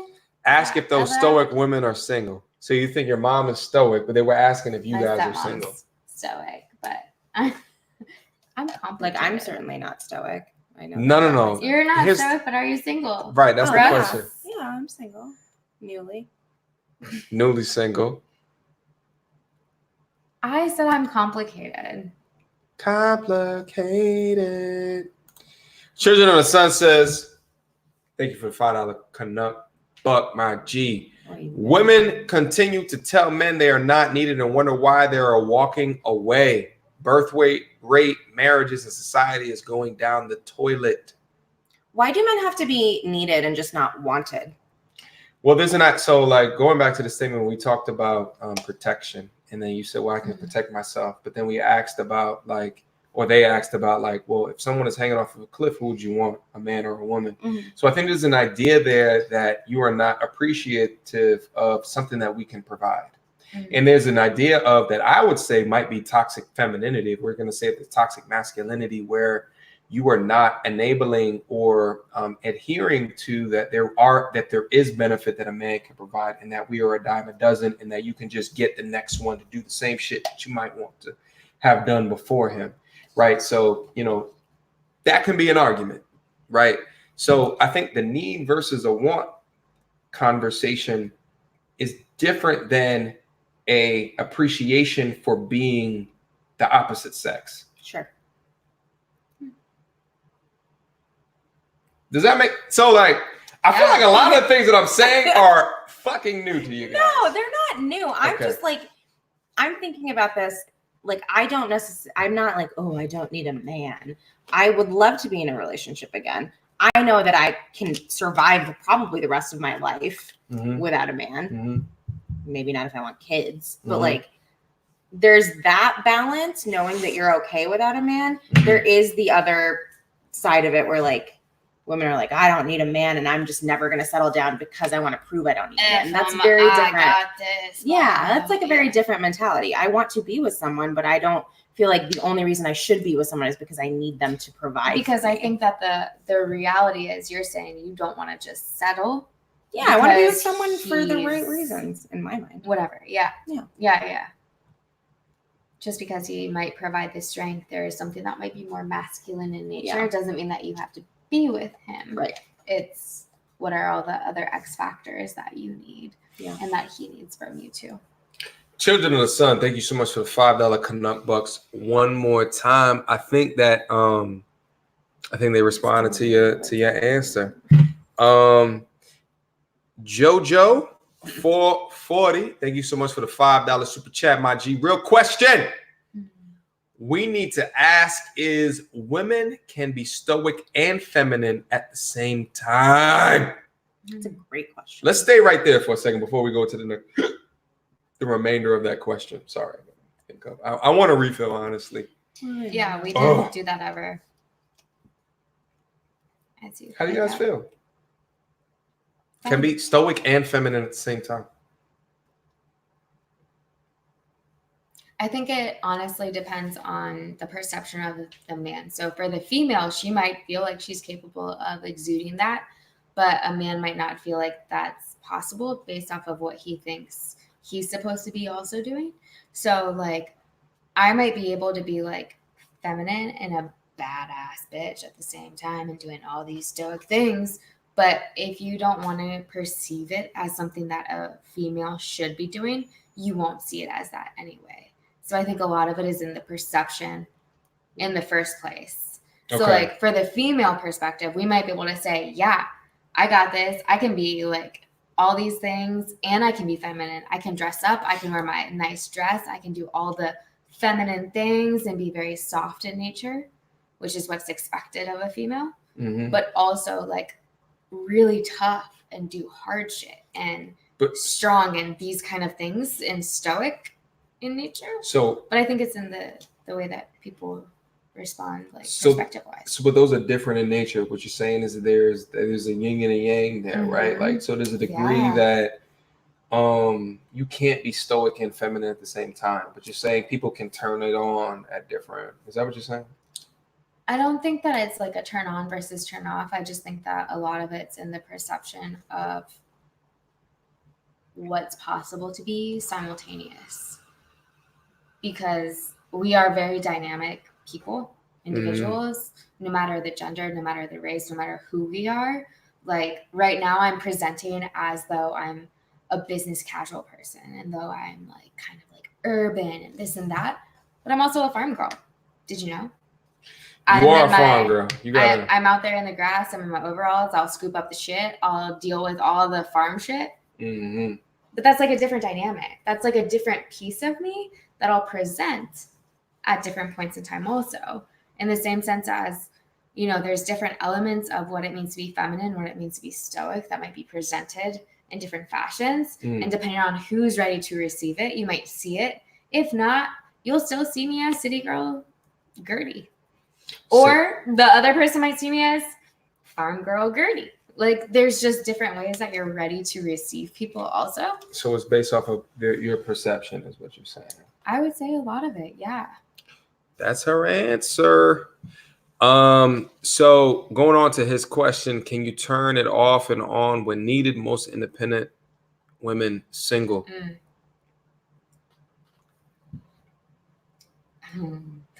Great debate.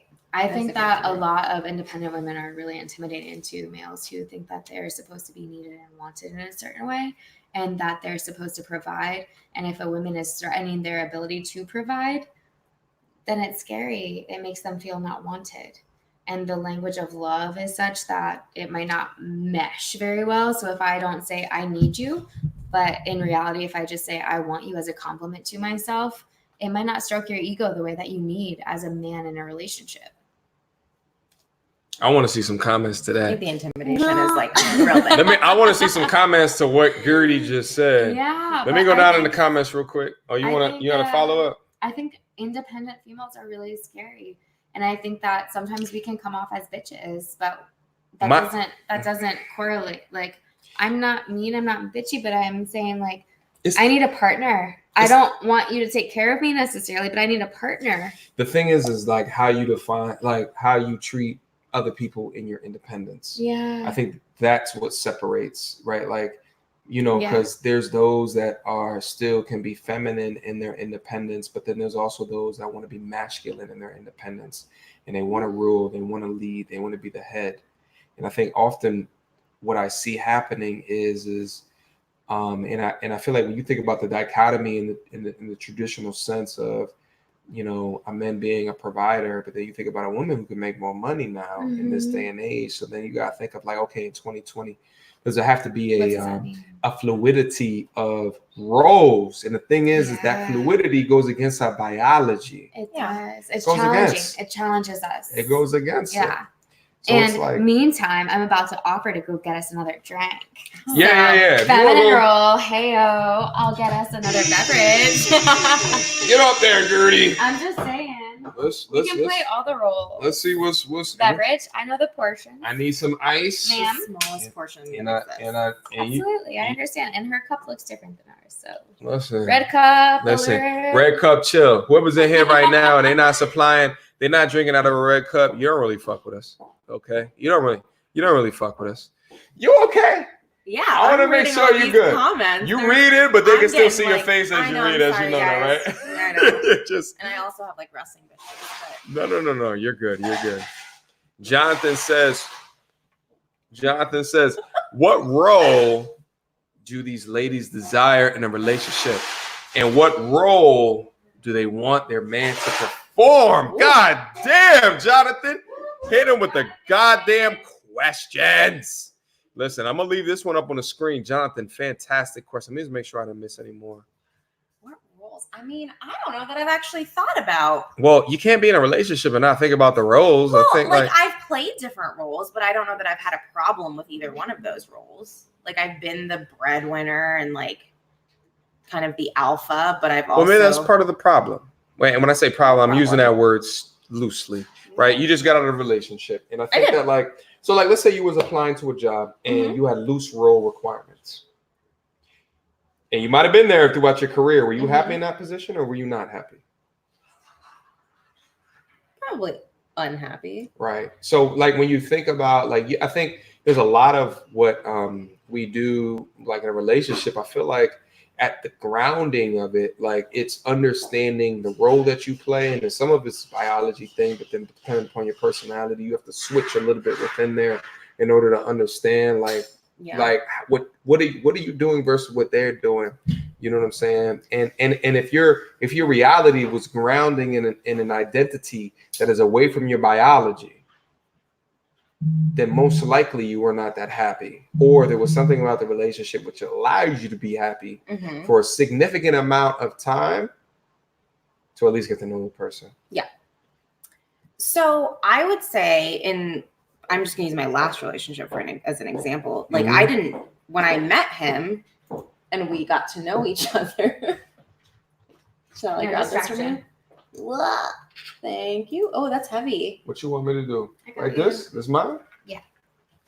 I was attracted to him because salute to Gertie. Hey yo. Coming through. Come on. Red cup talk. Let's talk about it. Did you get this from like Red Table Talk? Is that a thing? Is that was my inspiration. How'd you know? Because I love Red Table Talk. Inspiration is one of the best forms of flattery. Isn't that imitation? I made it up. I made it up. Okay. So as I was saying, go ahead. I feel like in my last relationship that ended very amicably, I will say that I didn't necessarily know what role he was going to play in the relationship, but I felt like he complimented me really well. So he actually was the logical and stoic one, and I was the one that had like more emotions, more feminine energy. I have like a lot of work related anxiety and he would balance me out. So like he was kind of the equalizer in the relationship. He was the even keeled person. So like maybe that's what I look for, but I don't necessarily sit there and say, I need to be with a guy who's going to provide for me. Okay. Like, so I feel like you figure out the roles as you're getting to know somebody. And that kind of helps develop the chemistry, maybe? Well, listen, knowing both of you, and there's a lot of dudes out here that don't understand women that come from backgrounds like you. Okay. Their backgrounds are a lot different, right? And let's do that. I was saying before, if you met someone who was starving their whole life, all they want from you is food. Sure. You see what I'm saying? Yeah. But both of you came from well-fed parents. You really have to understand, okay, what are the components about my personality that really draws and attracts me to somebody? Like at the core, in the cusp of it, right? So like, I say that to say it's complicated. Like at the end of the day, very complicated. However, I'd still argue that there's ideas within masculinity and femininity which will bring you closer together based off of evolution and the way that we know it thus far. Like we live in a patriarchal society, and that surrounds our, well, not patriarchal. Mormons are patriarchal. Amish people are patriarchal.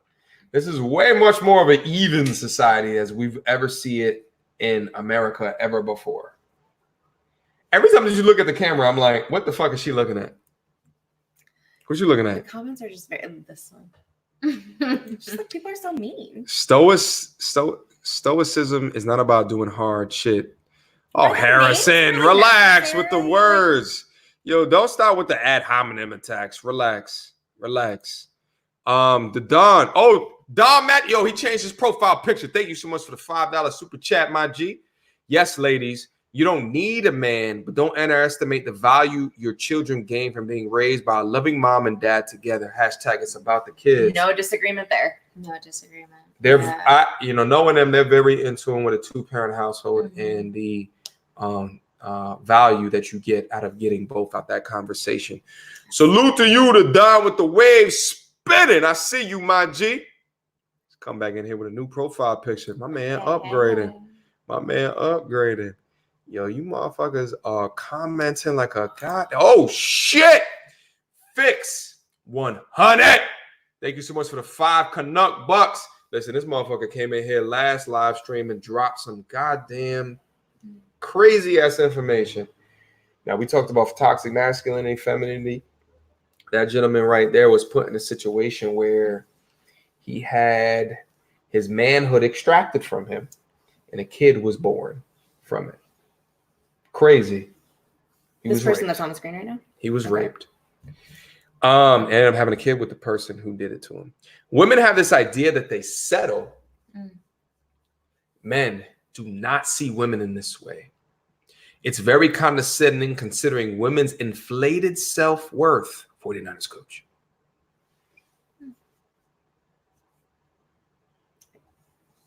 Women have this idea that they'll settle. I think women have settled. I don't believe that women always think that they're settling. Is that what's happening here? I think people settle.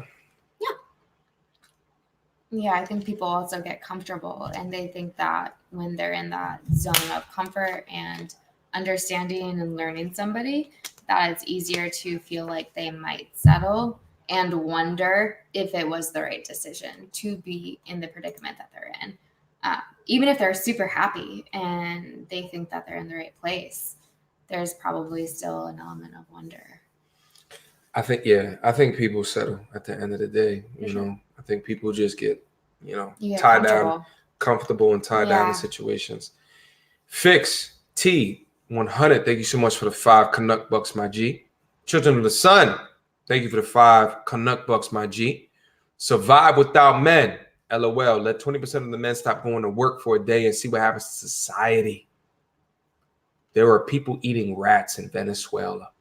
Those are okay. That's correlated. Yeah, are those related to you? Children of the Sun. So your first it's here. So sometimes he writes shit. The first half of the sentence be fucking on point. Second half of the sentence. Yeah. And actually, we actually No, but he's right though. Venezuela's going through some bullshit. Yeah, right they now. are. Yeah. Absolutely. But it's not because Absolutely. men have stopped working. No. Okay. I was Okay. just wondering Okay. if that was Okay. okay. Yeah. Mhm. Yeah. But talk to him right there. And We talk about the I would protection. say that there is a sense of like maybe the type of jobs that we're referring to in that 20%, there would be something that you would feel. But women actually make up the majority of the workforce for the first time as of this past year. The first time ever. And not to what say type it's by of a workers? lot, but in reported census, like we are just past the cusp of that 50%. It's like white 50 collar, point, blue whatever, collar, blah, blah, or blah. all Every- workers. There's all more women than men. supposedly. Yeah. First time, supposedly. And I don't have the facts on this because also this is like based on data analytics and what people report versus what people are actually polled, et cetera, et cetera. But just to say that there's actually a pretty even amount overall in general. The number of people who are working are about half female and half male. Mm.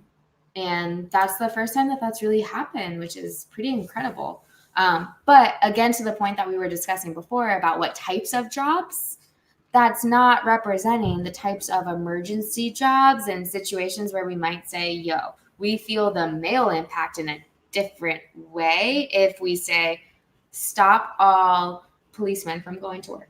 Right. Well, yeah. Okay, the majority of policemen, Are men. Yeah. mind you, we still call them policemen. We call the police force, the policemen, are going to be male. The majority are going to be male. So the thing is, even though the workforce is 50-50 between the two, we know men dominate more blue collar jobs. And maybe Yeah. more stoic, Yeah. traditionally. But then roles. stoic, right? Like things that they're doing involves more strength, more building, more creating from a physical sense. Yeah. When you think about the workforce, there's a lot of things that are being created out there that humanity can live without. Mm-hmm. Yeah. But when you think about the things that men have built and done and created, I think like we live now in a society where it's looked down upon if you look at the differences between men and women and can point a finger at what have men done and what have women done.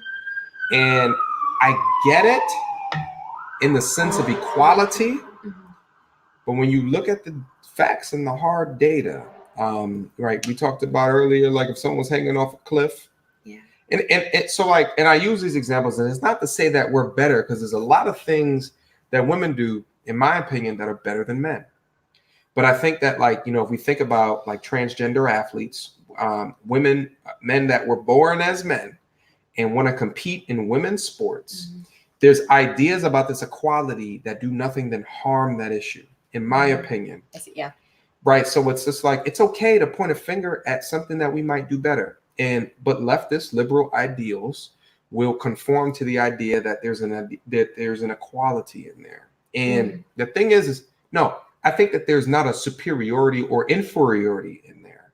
I think we both bring different things to the table, but it's okay to say, yes, we need men to help us protect because they're faster, they're stronger. Yep. Look at tennis. Look at Serena Williams played a man in tennis and got obliterated by like a 60th position man, right? Like track and field, objectionable numbers and data, football, name it, basketball. We can just go down the goddamn pike. So, but like, I think that it's okay, in my opinion, it's okay to be like, yeah, I don't need the protection of a man, but there's ideas within my society is that I'm happy that men are at war protecting. There's just ideas there. I mean, even if you look at like the perception difference between or reaction time difference between men and women, like it's been right. So I would argue the appreciation should be that there are people in general who are going to battle for us. You know, that doesn't have to be a male-female activity. That's just something that I'm selfishly saying. I don't want to have to deal with that. Yeah. And I thank those who are, no matter how you identify or what you are doing. Like, thank you. Yeah. Because Yeah. I don't know if I'd be the one. Yeah. Like, And that's the thing. I don't think I'd be the one. I don't know Just if I'd saying. be the one either. Like it's not my thing either. You know what I'm saying? So No, probably not. so Lottie Dottie just said right here. Shout out to Lottie Dottie. Men of other races do not openly shit on their women. Men do not question their role as provider, nor do they shame on women for being shams. Stay-at-home moms. Stay-at-home moms. Hey, I know. I was like, wait, what? Hey. You smart. You Go. smart. Get it, You girl. smart. Yeah. Men of other races. So what Yeah. other races are we leading to? Well, this is mostly black people in this chat. So he's talking. She's talking outside of our race. Excuse me, our race. I got the goddamn hiccups. Lionel Bulgin. I haven't seen your name up here, my G. Thank you so much for the $20 super chat. I appreciate you, my G.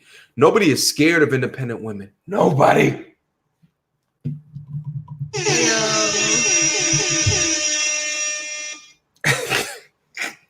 You don't like my air horn?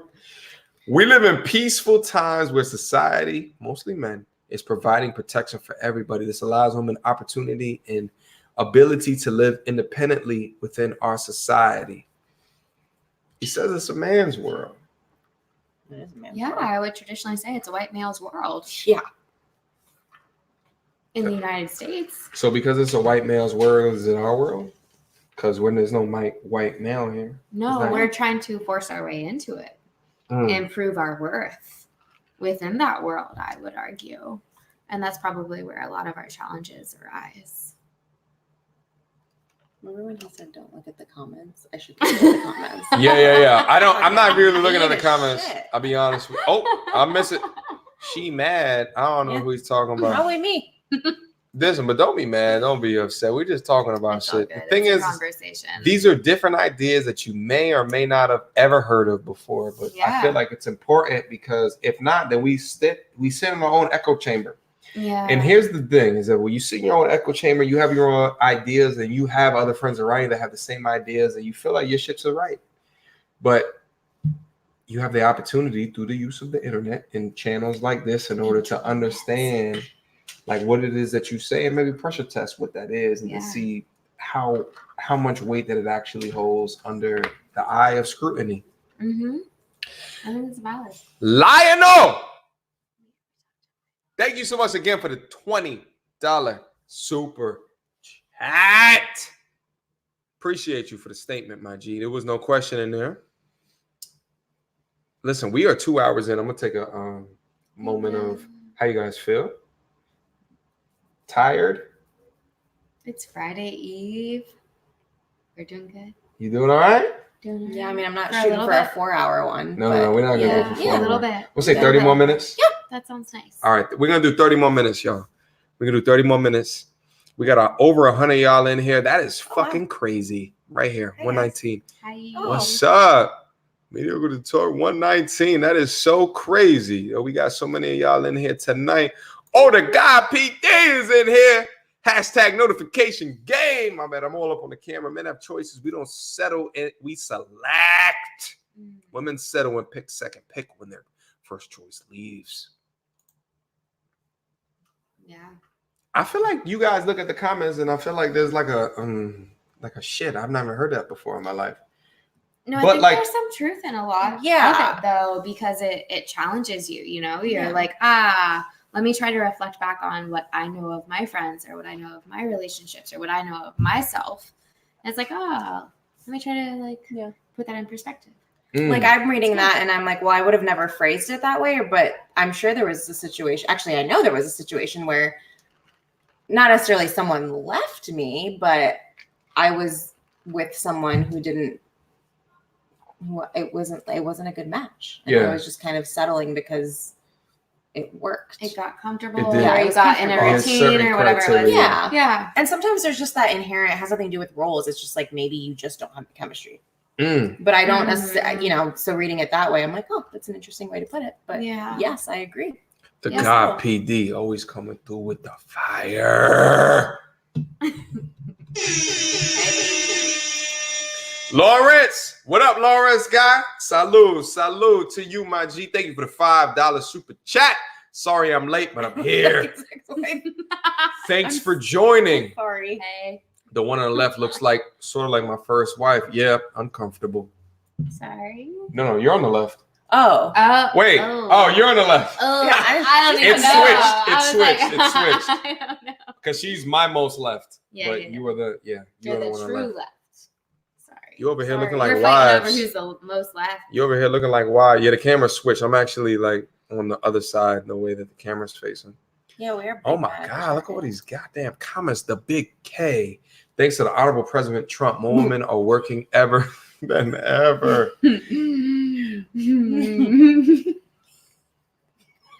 I can't. You right. Yeah. Salute to the great white hope. Salute I can't. to the great Yeah, Caucasian hope. Yep. Yes. You know. Listen, I appreciate what he does to Word my up, taxes. you I'm not know. gonna lie. You Uh, know what I mean? Yeah. So what if he wants to grab my vaginas from time to time? You know? yeah. We'll go with it. You know. I wanted you guys We to fight me won't- on we that won't statement. go with it. We Mhm. won't. I won't say that that's acceptable, but you know, who am I? Deflecting. You listen, you know what's crazy is that like when Obama got, we're not gonna stay on politics. I'm not a politics No. guy. No, I don't talk no. about, but when Obama got in the office, here was the mantra is that Trump is, when Obama left office, it was like, Trump is succeeding based off Obama's old policies. And Trump's crazy ass is still there. Remember when you cried about it? And we are, listen, Same. yeah, because what he represents Yeah. in leftist media is crazy. It's Yeah. You would never want a human being like that, but like, It is bonkers. but like, if you look at the state of our country, and it's crazy. Like if you look at our financial services arm, it's the most. There's no, like you can put a goddamn dog in a position in our financial service office, and it would make fucking money. Yeah. Oh yeah. That's what's My money's fucking making crazy. money for no reason. For no fucking reason. It doesn't Hand make over sense. fist. Yeah. Hand over Yeah. fist. Yeah. Just because of the market. Terrifying. Hashtag save my taxes. Okay. Salute to you, Big K, for the $5 super chat. I appreciate you, my G. Hold up. There's a lot of. Oh, y'all are going the fuck in right now. Who's in here? Am I about to get real pissed? No. I don't know. I can't Chandra, keep up. what the fuck is going This on? Harrison guy's just on. Mediocre. Hold on. I'm in MTR. here. MTO. What up? Oh shit, we got new Oh shit. We got new Okay. peeps? Okay. Hold on. Oh shit. Caller. What am Oh I my seeing gosh. in here? What am I seeing? I don't know. You're scrolling too fast. The Lawrence guy, 2 years Marine, 4 years Army. When did he send us? 10:02 was 10:08. We're 6 minutes behind. So when I roll, Like I was making sure you're good. I mean, no, I'm just reading this comment, and I'm pretty sure I voiced my deep appreciation. 2 years Wow. Marine. Thank you for your service. Absolutely. 4 years Army. Thank you for your service. Absolutely. Panama, Berlin, and the Gulf. You might know my uncle, bro. You might know my uncle. What year was you in Berlin? That's why I fuck with Eisbach. I told you about I told you about my favorite liquor earlier. My uncle was in the army. He introduced Eisbach to me, and that's now my favorite liquor. It's a German liquor. I was in Berlin this past summer in June, and it was $10 for a bottle of Eisbach, which is so crazy. Because in New York, that shit is like $40 for a bottle of Eisbach. You're welcome. Salute to you, my G. Yes, thank you. Salute to you. Thank you for your service. Now, how about some more respect for men? I'm sorry. Pardon my masculinity. I am sorry if you feel disrespected. We did not mean to disrespect. Yeah. I'm going to put that on the shirts. Pardon my masculinity. I don't Can't think wait. I don't think that was the illusion we were going for. Yeah. Anything we were going for. So much appreciated to anybody in service, and people are risking their lives for everybody, not just men or women, but obviously everybody as a collective. Thank you, bro, so much for the $5 super chat. You. I appreciate you. Let's give these ladies a hand for stepping into the Lions Den tonight. Salute, you, Jonathan. Thank you for the $5 super chat. Yo, That's for so real, sweet. you guys are doing such a fantastic fucking job. You guys understand? Nope. Like, And just to put this out there, I'm going to be appreciated. stewing on some of the hateful shit for the next like 3 days. why? Because that's who I am. I don't want you to I'm stew. not the logical and stoic one. I'm the one who's thinking about. I don't want you to Why be. is comment from like an that? hour ago. You know is why? that? But see, you can't be affected by people who are not on the same plane. I So don't I know say what that to offended say- me the most. No worries. So listen, so I say that with an understanding that I don't know what plane the people who you have a problem with the comments are at all. And that's the thing is that like if I looked at the comments a year ago when I first started doing this shit, I would have stopped. Yep. Yeah. I would have stopped because Yeah, I had people who was just like, discouraged. you suck at this. You're not going to be better than XYZ. Here it is. And then I came to know and love and understand that like there's something about me that makes them insecure about themselves. Yeah. There's something about me that they see within me that like makes them feel weirdly about themselves. So they want to keep, so there's a crab in a barrel.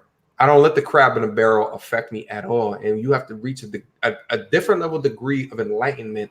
And irrespective of being a man or a woman, you can reach another degree of enlightenment where you feel like at the end of the day, I'm doing what's best for me and the people around me. And I'm going to pursue in that shit. So don't let a comment fuck you up. I care too much about what people think. Don't care too much because at the end of the day, you can be very successful not giving a fuck. Shout out to Donald Trump. Shout out to D Trump. Okay. Let's give these ladies a hand. Salute to you, Jonathan. I appreciate you. Thank you. Yeah, I appreciate you acknowledging that they didn't have to be here tonight, but they're here tonight and they're giving their ideas. Salute to you, my G. Lewis, salute to you. Thank you for coming back, my G. Thank you for the $5 super chat. Men that love idealistically. Remember, love pragmatically and opportunistically. Listen, if you're the breadwinner, if a man is a breadwinner, yeah, there's a degree of opportunistically. If a woman is looking for a come up, yeah. And I would say that's interesting because I feel like that strikes a nerve for me where I feel like often I'm looking for that idealistic version of the man I see as I'm getting scooted forward awkwardly. No, what are you fine. doing? I'm being lifted. It's good. We're good. Oh, thank you. I'm getting closer. You can see my face even better now. there it is. I'll give you a goddamn pillow to sit your ass on. I'm sitting. I'm Should I go get you a pillow? Here. No, I'm not that short. Okay. I'm fine. Okay. But anyway, I think that traditionally I've also seen people for more than what they're capable of seeing themselves as sometimes and hold on to that ideology as well of what I know that they can become if they're willing to put in the work. I like that. Well said.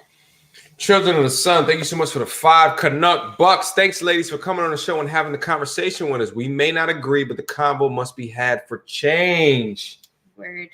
That's what the fuck I'm saying. Yeah. We gotta do it for Respect. that. You know what I'm saying? Because they may not agree with the shit, but at the end of the day, like you gotta have a conversation about it. So appreciate you guys' perspective. Off of that, Children of the Sun, I would argue that any of us, anybody who's listening, has the due diligence to have that conversation with somebody that they care about. So not to be afraid to maybe breach some of these topics and subjects that we have and actually take that into your own relationships to understand each other better, right? Like we are afraid of what we don't know. And a lot of the time we don't want to know some of the assumptions that we've already created in our mind or to see if they are actually true. And there's a lot of power in just understanding each other. Quality content, brother. Shout out to Primal Fitness. Thank you for the $2 super chat. Blessings. Yes, blessings. Thank you so much for the donation, bro. Absolutely. Listen. Lewis, you down there. Thank you for the $5 super chat, my G.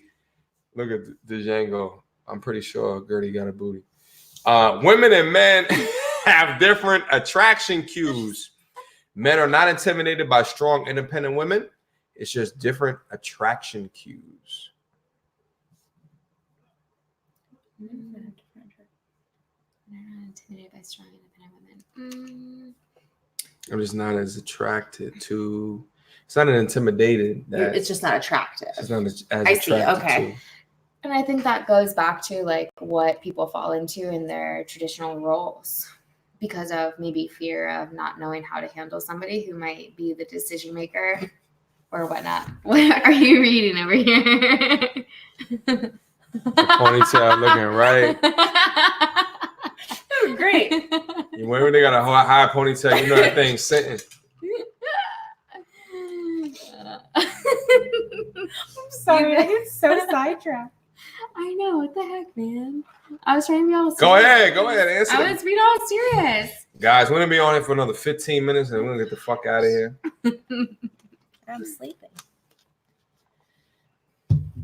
Okay, so Lewis is saying that it's not intimidation, it's just a quality you don't find attractive. I think that's like how what I'm you're trying to kind say? of Okay. Strong, doing it. independent woman. Yeah. Well, here's the thing. You can go on a path of a strong, independent woman, but like the longer that you do that, the more that you might be outside of honing and zeroing in on a dude who fits well within you.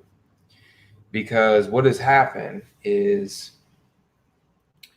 there was a time where we were dependent on each other wholly because the man would be out making the money, the woman would be at home tending to the children, right?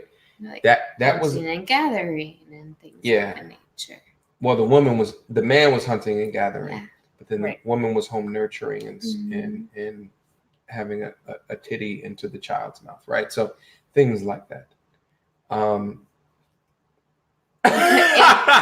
Cooking and tending the fire and pitching all the pails for the water that they could actually eat and all the things in the house. But Yes, all that shit. Yes. So within that, there were roles at a particular time, but most recently, the times have changed. Right? So those times have changed and the roles have shifted a bit. What the fuck are you looking? I don't know, but Rux is making me nervous over here. Who's Rux? Her, the fuck? Let me go. Let me stop the fuck talking and let me go back up I into just the gotta chat. make sure. I just gotta make sure you're covered because I just got distracted. There's Listen. just so many comments. Yeah, crazy, right? I Yeah. told you. Are you surprised? Are you not entertained? I'm very entertained.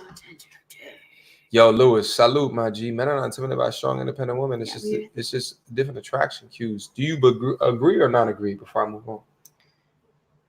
That's what we were kind of talking about with the independent cues and like what does that mean, and does it mean that you're not attracted to a woman who might be independent?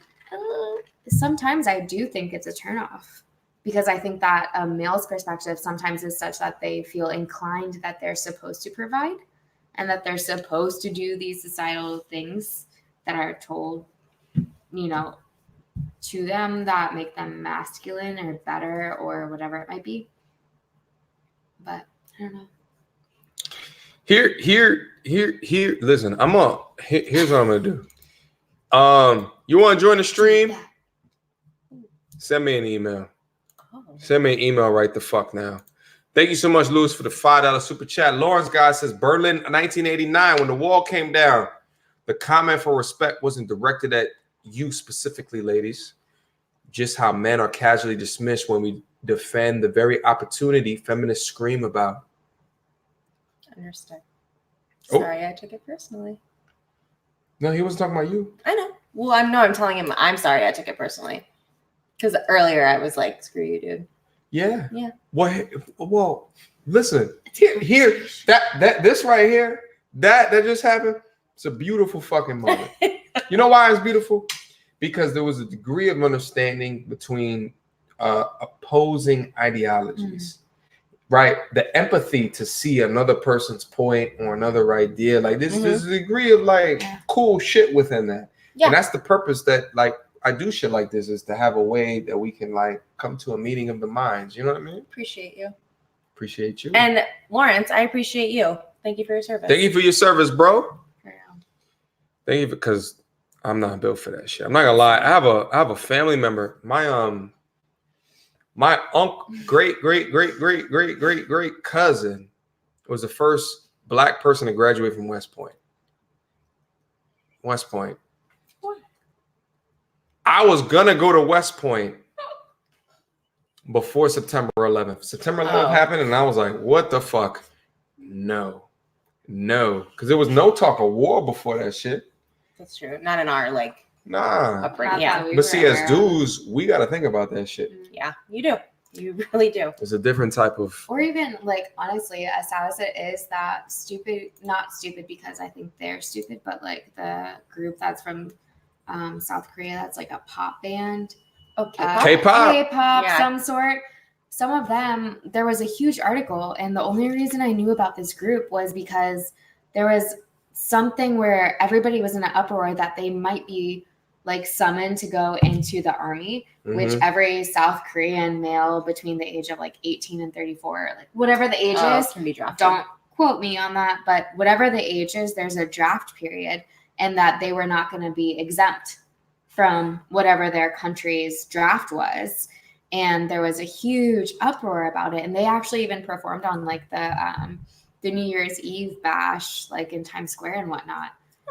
And it's you just never know when they might actually have to go to war. And, for real. I mean, that's a real thing that they're dealing with in a different country, obviously. But even for us here, there are differences.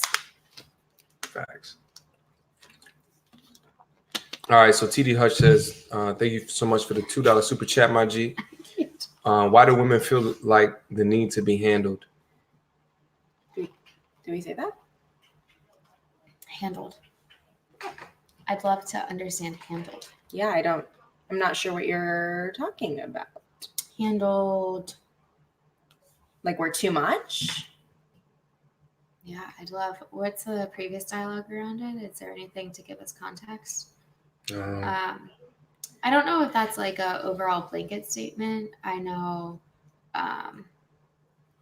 for me personally, I actually don't like Speak to be up, handled. so they can't really hear you right here. Keep speaking. Yeah, a little so bit louder. I don't think that I actually enjoy being handled. So I'm just curious where maybe I or Rex or we accidentally might have indicated that. Yeah, I'm not sure. I could agree with that. Yeah, define handles. I don't really know what you're talking about, bro. That's why I was so confused. I was so confused. Ethos. Thank you so much for the $10 super chat, my G. Thank you for dropping by and showing love, support, and respect, my G. Keep it the good work, my G. Listen, man, I know we talked about it before, but I appreciate the conversation. I appreciate we're able to be authentic, the degree of authentic in the degree of authenticity. You let me fucking finish. It was hard. I'm sorry. It was hard. You bastard. It hurt. It hurt. Yeah, I just wanted to help. Nature. They're nurturers. Maybe A traditional female role, perhaps. Motherfuckers. Ethos 13. Thank you so much for the $10 super chat. I always see you down in the comments too, bro, because I noticed the Stewie shit. I mean, I said Stewie on Family. Huey shit. I always notice that shit. The Don handled in the bedroom, take control of, etc. Oh. That's what they mean by that. Oh, handled in that way. Is that a widely spread belief that women feel like they need to be handled? Overall, I think it's a conversation, right? There are some women who love to dominate. And then there's some women who just love to be dominated. Take my hands over my head and do what you will. And if there's that trust there, I think that's fine. But, that's a conversation that you would have to have with somebody that you were intimate with. And I don't know if it's something that's a generalization that I would be able to speak to. And I would say that for each relationship I'm in, there's probably a different approach depending on not only the need of how I feel in that relationship and how secure I might feel, or how loved I feel or safe, but also for what that man might need and how he might feel and what might be beneficial for him and then us ultimately. Listen. So Pip. Yo, shout out to Pip. She was actually she comes through like it's crazy. So I have a channel that's dominated. My audience is dominated with mostly men. I would say it's like 90% men, 95% men. So we got a couple women subscribers. So Pip not only is a female subscriber, but has come on the channel and speaking her piece. Oh, nice. You know what I'm saying? Has come up and speak her piece. Salute to Pip because it takes bravery in order to be able to do that. So Pip says, thank you for the $5 super chat, Pip. For some reason, these men in the chat are madder than usual tonight. I don't know what you ladies said, but keep saying it. Thanks, girl. Cheers. Listen. Are they madder than usual? I haven't really noticed. And I love that though, because that means that we're probably challenging things that you're thinking are truth. Or we just have more emotional dudes down in here. There shouldn't be a degree of anger in here or madness. There should be nothing but facts in here. You know what I'm saying? As long as it's just facts. This is how we feel, right? We're just people. We feel some kind of way. Y'all feel some kind of way. Our experiences are way different. So just know that. So they down and hit questioning. Yeah, Pip has been on a live stream more than once, if I remember correctly. You know what I'm saying? And I see the guy DP down in there like, yo, stop their encouragement. No, if they want to go in, then just let them go to fucking. Let's let them go to fucking. He was speaking in general, but I agree with him. I don't know what y'all talking about. Are they? I haven't seen anybody go in. You're just not responding to the really mean ones. Cool. I don't even see but listen, we're gonna be up here another 4 minutes. What should we do? How you guys feel? 4 minutes. 4 minutes is great. How you feel? I'd like to be able to sleep tonight. Yeah, Mama's gotta get home to her puppy. All right, because that's what I nurture and love. A dog. How dare you? I have a puppy. Well, she's not a puppy. No, it's just a grown ass dog. It's a grown ass dog. I know it is. I want it. We gotta take care of something. Listen, I want to hit you guys. Okay, we're on our way out right now. And I want to make sure that we are out the best way that we know how to. So here's what I think. Paternity tests should always be given. Always. Oh, man. Always. So I feel as though I understand that and kind of agree with it, but I think if I was with a dude, I would be offended if he was like, I need a paternity test, because I know that I wouldn't step out, but I understand the need for one. I know that's not a really good answer, but I don't know. I feel like it's complicated. James Moore, thank you so much for the $5 super chat. MTR brings the bunnies out. Bunny. There's only one here. It's me. Hi.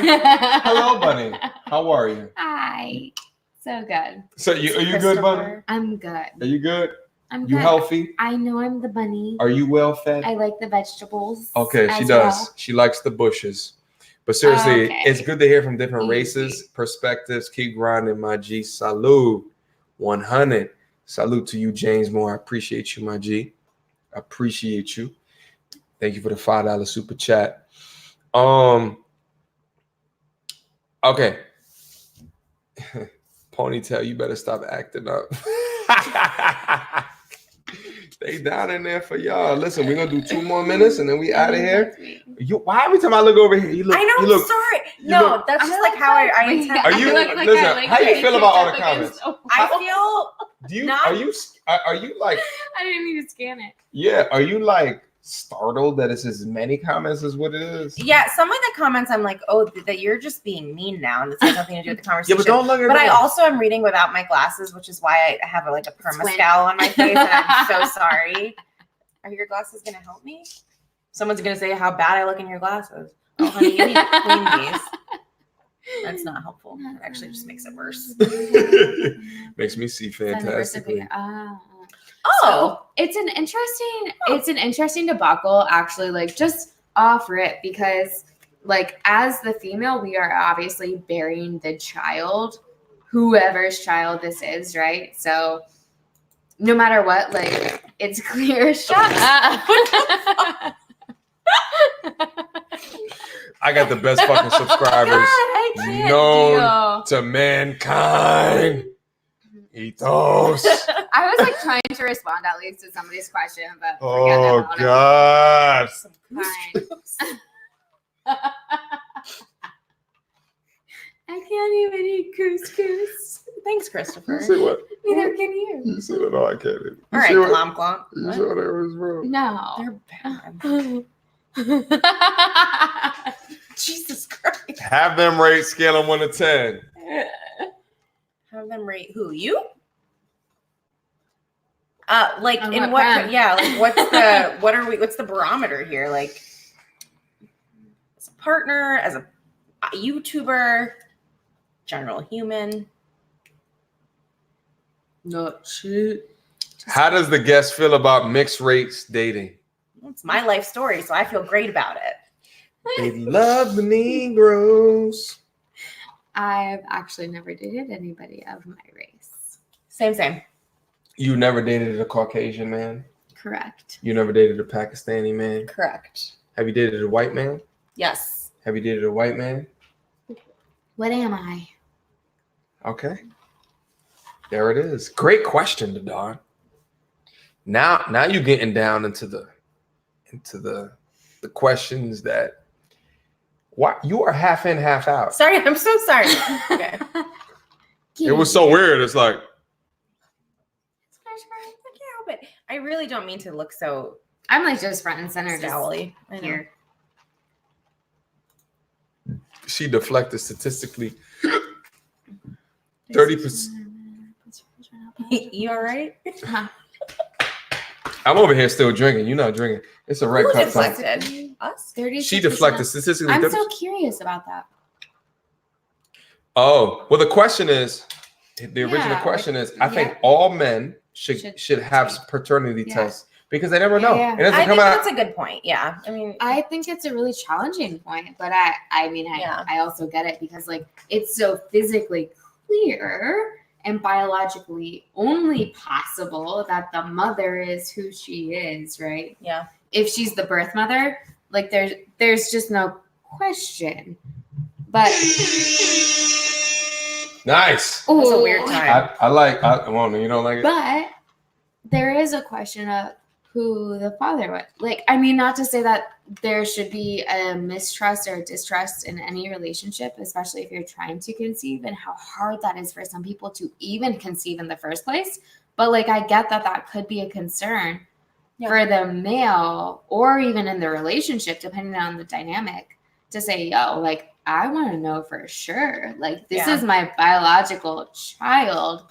And maybe the male would still stay around even if it wasn't, but not to say that they would or would have to. But like, that's complicated stuff, man. Real complicated. Like that's intense. But I guess if it was me, like I would feel really hurt if my husband asked me For for a paternity test, right? Like I would be hurt. Because if I am married and with somebody and have vowed to be with them in that capacity, I am committed to them. And that is how I will conduct and behave accordingly. Word. I appreciate your guys' comments. Listen, I want to hear from some folks out in the audience. So what I've done is I have opened up. Listen, but we're not going to stay up on here long. We're not going to stay up here long. I just sent out 3 invitations. I was just doing I can't stop won't stop dancing. You was over here dancing while the camera wasn't on you, is what was happening. Oh, it wasn't on. No. It was on the entire time. Oh. It was on. Sorry about it. Guys, I just sent out some invites to the family. This has been a fantastic conversation, by the way. We are 2 hours and 30 minutes in. We're not going to stay on for that much longer. But at the same time, we wanted folks to come down in here and have a clear, coherent, and consistent conversation with us. First man down into the chat. Cam. Oh, that's so fun. Hey, what up? What's good, my G? How are you? You're matching. I'm great. I'm great. Red cut, talk, Salute. my G. Salute. Salute, my G. Salute. Tap, my G. Salute. Ladies, chat. Good night. Listen. We don't say good night in America, my G. It made me feel weird. It made me feel like you was about to leave. I don't want you to leave. You just All can't. right. What up? What up? He's from Jamaica. Nice. Jamaica. So many go to then. I love that island. Oh, thank you. I've been down there as well. I was down in was it Montego Bay? Yeah, it was Montego Bay in the touristy shit. And the shit is like beautiful once you get down in there. You know what's crazy is like the commercials that I'm used to is come to Jamaica and feel all right. You remember them shits? It would be nothing but paradise. What's crazy is from the airport to wherever the fuck you at. Yeah. I'm like, oh my God, this shit is the hood. It is. I had no idea, bro. Idea. But salute to you. Thanks for joining me, bro. Let me just acknowledge some of these super chats. The Dawn, Magic, Vaughn. Thank you for the $5 super chat. Girl in the middle. What? Girl in the middle been giving MTR choosing signals for the last 30 minutes. But she doesn't want to date. No, she already said she only dates outside her race. Are we same? Yeah, she said before she only dates outside her race. You been choosing? What? No. Was I choosing her versus you? I don't know what I was choosing. I'm confused. Dawn. Choosing signals basically like indications of attraction. So basically, that's what they're saying. Yeah. Don't look at me like that. MTR. MTR. Oh my God. Now he's sucking his teeth. He doesn't suck his fucking teeth. Or am I Get finished? out of here. Yeah. Get out of here. Even though she said that, no, yeah. Who said that in the chat? Christopher. Yeah, she was like, no. Like she was caught red-handed. Right. No. The nerve. All right, listen, we gotta let some more into the room. We got another one. First time to the stream. Louis Dapalima. What's good, man? I'm good. How's it going, MTR? Doug, are you at work right now? I'm seeing work tiles behind you. I'm seeing a work ceiling behind you. Ish, I am. Oh. But I'm on break. Are you on break? Listen, so you can't get one of these then. No, I'll lose my paycheck for next week, so I gotta. There it is. Next week it is. It's all good, my G. Listen, we got some people down in here. God damn. All right, so listen, we got one more that's coming to the stream. Lawrence. The Lawrence guy. Salute to you, sir. Is he? Can everybody hear me? He probably has something over the camera. Yeah, he got something. I'm gonna take him out for the time being. Okay, guys. So listen. All right. So listen. As customary, when we invite people over to the stream, the first thing, yo, these comments are comedy, yo. These comments are hilarious. I can't even see. Oh. So, yo, y'all are going in tonight. Yeah. Jesus Christ, I've never seen this amount of motherfuckers going in as it been tonight. Yeah. Okay, though. Look at what the fuck. The eyes don't lie. Ponytail, aka Kate Beckinsale. Wow, really though? Yeah, I'm hearing the comments too, man. They need to chill, bro. Right. Comments are turning up. You sipping your tea? Kermit, you sipping your tea? Don't give a fuck. Yeah, they going to fuck in right now. Y'all wild. Damn, they going to fuck in. Okay. So listen. Let's get focused. Yeah, let's focus. Sure, no problem. Comments are crazy. Hold on. No problem. So Louis, the first thing, real quick, as customary, when everybody comes to the channel and says what's up, I gotta ask, like, how did you first find my channel? Actually, I found your channel because I was watching a lot of AMS, and Yeah. like you came in as part of the recommendations for AMS because you do a lot of AMS reaction videos. So I think it's probably the algorithms, probably pointing me in that direction. I do watch a lot of like content that you do and similar type content as well too. So came through. Yeah. Salud, bro. Salud, bro. Listen. All right, so listen, guys. So I know you guys wanted to come on. Did you want to say something before we get started? Do you have something to hit on, or can I get started with a different conversation? Talk to me. Can get started with a different conversation, but try to get Lawrence back in. Lawrence was saying, yeah, get him back in. Okay, add the stream. Lawrence, you there, bro? Yeah, I'm here. Can you hear me? Yeah, we just can't see you, bro. I can hear you, but I can't see you. Yeah, I know. I'm He's being paranoid. Oh shit. Okay, we're not gonna devalue you because we see you, bro. I think it's gonna add more to the channel. No. It's got nothing. Is it an OPSEC thing for you? I'm sorry? Is it a security thing for you though? Yeah. Actually, yes. That's why. Okay. Yeah, I figured as much. And real quick, so Lewis, and you're from where? Like what part of the world? I live in New England. Okay. And then Lawrence, where are you from? I'm originally from Brooklyn, New York, but I currently live in Tampa, Florida. Hey. Salud, my G. Salud, BK. Okay, and then as customary, how did you find the channel, bro? You're speaking to me? Yeah. Actually, I came across you when you a while back when you did a combined live stream with Black Ram and Male Enlightenment TV. So yeah. Shout to Black Ram. Shout to METV. Yeah, I've been following you since, actually. Salud. I appreciate you, bro. I appreciate you. All right, so guys, here's gonna be the topic of the conversation that I wanted to hit in a clear way. We're gonna do one conversation, and then we're gonna go because I know you guys have very specific time available to you. Could I have a quick minute before you do? Say what? Could I have just a quick minute before you? What's up? To the ladies that are sitting there, I just wanted to make it abundantly clear that my issues had nothing to do with you. That's one of the things I dislike about texting. You can't get the proper terms or emotions. True, personal. But as far as it goes that's why I followed up, because it had nothing to do whatsoever with the two of you. I'm speaking in general, the way a vast majority of women have a tendency to be so dismissive of us as men when they rely on us for so much. Whether it be integrity, whether it be stoicism, whether it be defense, protection, providing, etc., and so on. Because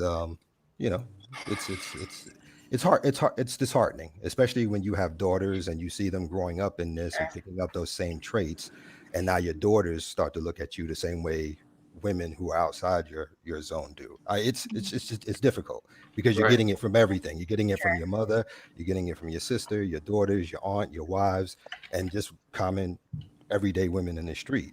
You reach a point where you no longer want to even have a conversation because you know where it's going to end up.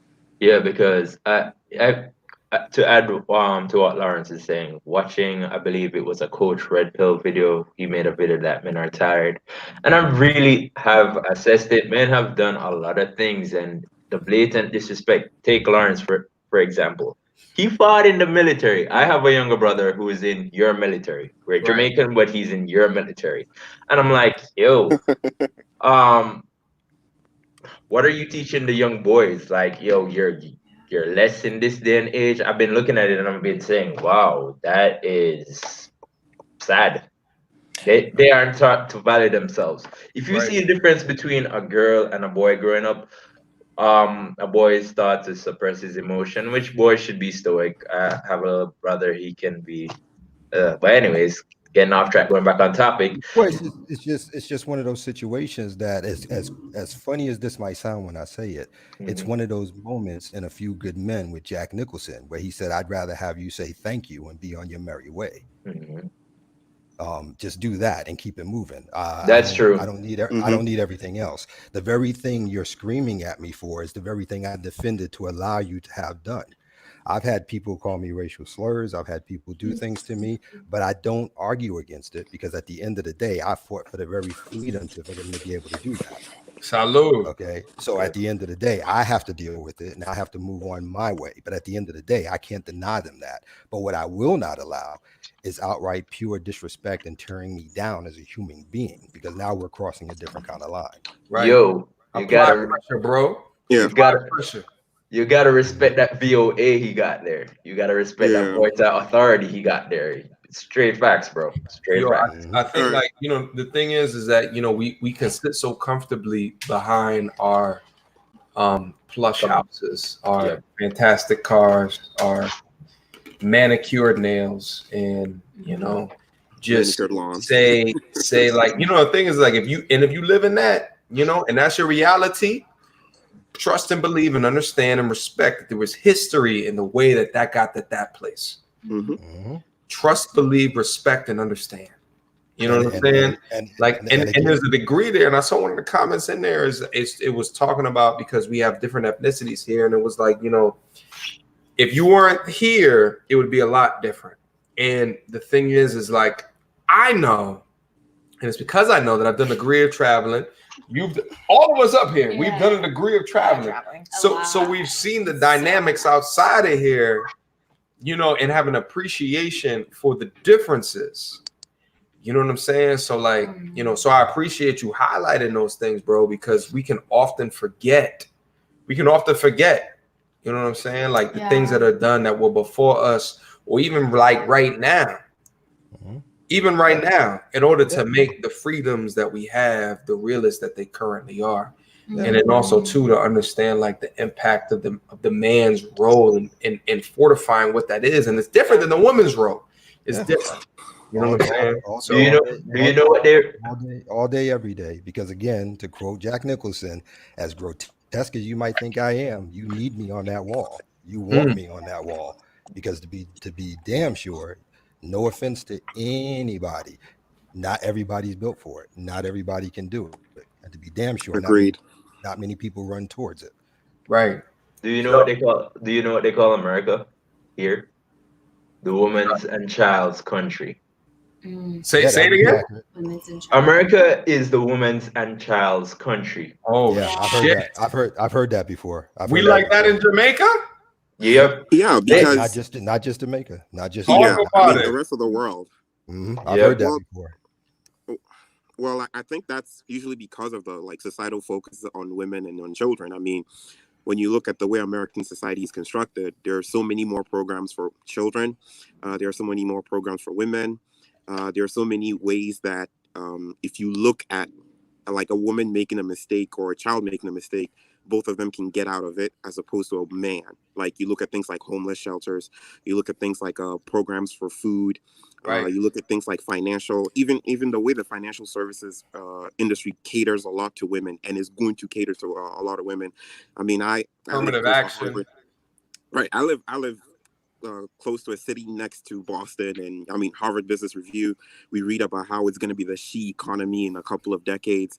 And so, I mean, if you're outside the United States, or you live in what is known as the British Commonwealth or any other areas, and you look at what America is, you're like, okay, these guys, they're building a society around women and around children, and you're like, oh, okay. I mean, they don't value the men anymore. I mean, you look at a lot of the movies that came out like 1917. I mean, I have my issues with those types of movies, but the kind of criticism it got, the kind of like it just seems to me that like if you're a guy, like it's like you're like, okay, we don't really need you, or we don't really value you until something bad happens. I'm gonna ask you a question, bro. I want to ask this question to the folks on the chat, and then I got to get back in the super chat. Okay. From your guys' perspective, and I talked about this on a couple of different videos. How we got here? Right. So like, and think about it also as well. Let's also talk from the perspective. We have two women on this panel, and I want to hear you guys' perspective as well. So outside of the country, we get deemed as the woman and child country, right? Like, and we live in the country, right? Mm-hmm. And there's a period in our history where a lot of our manpower was respected at a particular time. And then now we talk about toxic masculinity. We talk about the evening out of gender roles, right? We have these examples of, from a medical perspective, a transitioning between men and women, and what does that actually mean, right? Like, but we take everybody in and we accept things, and we don't put a finger at things and say right from wrong or indifferent, right? If you look at other societies, such as like Japan, for an instance, right? Japan has the fastest decreasing birth rate in all of the developed world. Also, the men in Japan wear makeup. Indeed. Yeah, but that. Talk to me, bro. Yeah, I think for Japan, you're referring to like herbivore men and like men refusing to have sex. I think that's just Japanese culture is focused heavily on work, corporate work. They work very hard. They and Switzerland, I believe, have had some of the highest suicide rates, just because guys are just working like ridiculous hours over there. I mean, there are stories of Japanese men who would stay in offices for like 16 to 18-hour days, and you know, it's different. It's different. They value certain masculine traits. They have a samurai tradition, and so it's like, you know, fighting wars and that kind of thing. And it's like now it's an industrialized world. I think how we got here was because of decisions that were made slowly and gradually. I think the beginning of the feminist movement had great intentions. You know, definitely, I'm all for universal suffrage. I'm all for, you know, everybody in the society having the right to vote, not just property owners. But at the same time, too, I think that we've become a society in the United States where we easily like back off whenever we are challenged, or whenever a concept is challenged. So say like you're in college and then a gender studies professor proposes a certain concept, nobody challenges that, or the person that challenges that is demonized. Or you hear of certain cases where corporate policy allows, you know, one gender to come to the office in a particular way and another to come in a much more strictly defined way. I'm talking about dressing, and you see that, and nobody is raising any hackles about that. And so it's like a gradual, quiet acceptance, kind of like the boiling frog, where like the frog is in the water. If it's in the water while the water is hot, it jumps out. But if it's in the water and the water is quietly steaming, then it gets used to it till that happens. So I think it came from good intentions, but I think that people, I mean, if you live in America, let's face it, your life is boring compared to the rest of the world. And what I mean by that is that we healthy, we good. It's not. We eradicated like, disease and shit. Can I say something? But like also a lot of the things that like people in other countries face as difficulties, we've pretty much either automated that or made it safe. So it's like we have a society. If you live in the Western world, your society is the safest than in any other parts of the world. You know what's crazy about that? And Louis, let me say what's crazy about that is that like still like in America, and I say that points like that, and then you still go into like woke, you know, meetings with woke people, right? And they still complain. But that's because their lives are really boring. Like if you know why? You know what's crazy? So listen. So MLK Day just passed, and so someone asked me like, "Yo, why can't we have an MLK, like an MLK today?" And the reason why, from my opinion, it's not that bad. Yeah. Let me repeat that. It's not that bad. Can I jump in here? It's not that bad. Wait, I just want to make the quick point real quick. And then, hold on. Let me make the quick point. I'm going to get down into Purnell's comment, and I'm going to come back to you, bro. Okay? It's not that bad. In the 60s, in the 50s, when the civil rights movement happened, and the time before that, it was fucking bad. Yeah. We've made great strides over the last 60, 70 years. But amazing strides. I should not be afraid for my friends for I their agree. situations when they're riding alone after midnight when they might get pulled over for no fucking reason. I agree. They might live. But being afraid of your friends being pulled over is nothing what the 60s dealt with. Compared to, It's Right. not even the same. But to say it's not that different bad, though. we got work to do. I agree with you. We got work to do. I agree with you. Yeah. No. I didn't say we didn't have work to do, but it's not that bad. We don't have Martin Luther King's and Malcolm X's today because our backs are not completely and unadulteratedly up against the wall. There's injustices and the shit that we have to fucking do. Yes. But we're not comparing this shit to being a woman in Saudi Arabia. Sure. We're not comparing this shit to name the fucking country, name the fucking bullshit. Yeah. We cannot compare. We can always complain about injustices, and I'm with the fucking fight. But let's have a baseline for bullshit, and let's really understand what the fuck we live in. Yeah. Because I'm tired of getting into these woke ass meetings with these motherfuckers just like me that make just as much, if not more, money than me, and they fucking complain. And I'm tired of this shit. All the time. I'm tired. But I think I'm tired of it. And because wait, hold on. So 1 second. And I'm tired of because these people in these positions complain about the shit. Those that are not in the position or feel as though they don't have the resources available to them can't do it. Now, that's not to say that there's not people out there with not enough resources. I'm not saying that. But there's a lot of motherfuckers out there who the argument is pull yourself by your bootstraps. And then they say back to you, well, I don't have bootstraps to pull by. I would argue sometimes how full your bootstrap is, from my opinion, because I know they're in my family. I know them. I've seen them. Here's the issue from my take on it. Is that Lawrence talking? Yeah. Okay. Now, as somebody who was alive when we lost MLK, Malcolm, Robert Kennedy, etc., and so on, I was living on the tail ending of that and watching the process of what came out of it through the 70s, 80s, and so on. Is there a lot of work to do? Yeah. Is it as bad as everybody thinks it is? No.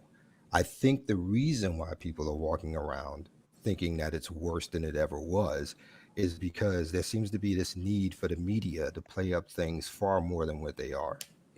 I also believe that when you build a culture, a society, or a particular group of people who have done nothing for probably the last 30 years, the bulk of them getting handouts, you can't expect them to appreciate pulling themselves up out of bootstraps. You can't expect them to understand what hard work is. They've had everything simply handed to them, whether it be food stamps, Section 8, WIC, Medicare, Medicaid, whatever have you made, it doesn't make a difference. What happened is that what was meant to be a handout and a help up, they decided to take as a lifestyle. And that's the reason why I called it out, because I've seen it happen, because it's in my family. Oh, I'm from Bed-Stuy, Brooklyn. Trust me when I tell you, I'm South. Bro, I'm from New York too, bro. I'm from New York too, and I've seen it happen. And I'm sitting here and I walk in, and it's just like, God damn. And I know that they get the check, and I'm just like, but you're not using it for the way that I want you to use it for. Exactly. It's a cushion. It's a cushion to prevent homelessness. You know what I'm saying? So it's just, and I've seen this shit. And to see somebody, and to see somebody who gets a free check every month complain either A, they want more, why won't you give me more? Or B, it's gone in less than 72 hours of getting it. And yet nothing that was supposed to be done with it was done. I mean, that's insane. Well, the reason why is that check rivals minimum wage. It rivals it, you know? Yeah, absolutely. All right, so let's get back to the topic. I know you sent me the email to defend some of my comments. So well, let him read the super chats first, because we're So let me acknowledge the super chats, and I do believe that Kem had a comment too.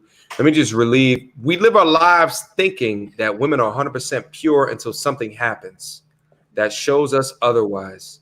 Men don't love harder. When the reality hits us that a woman have the same character trait as men, we lose our minds. Oh shit. Let me just go up and make sure I didn't miss any of the super chats real quick before I go in on this one. Pernell Taylor, thank you so much for the $20 super chat. Again, we live our lives in a Disney movie. I added a little in a Disney movie. Thinking that women over 100%. Until something happens that shows us otherwise. I was in that fucking movie, my G's.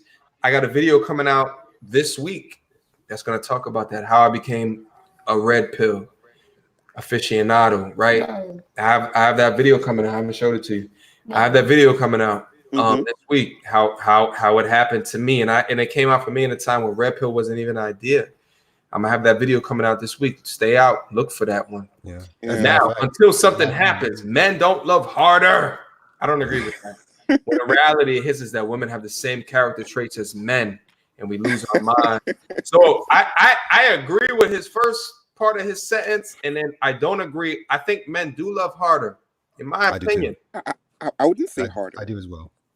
Now, I think they do, and it's because when we decide to, we do so 100% for the entire family.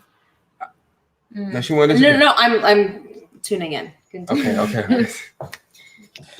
And we do that because we feel as though once we understand a logical love, like it's different if we relied on our relations and we understood an emotional love, and then emotional love might be a lust, right? Like it might be a, oh shit, he just paid for all of our shit.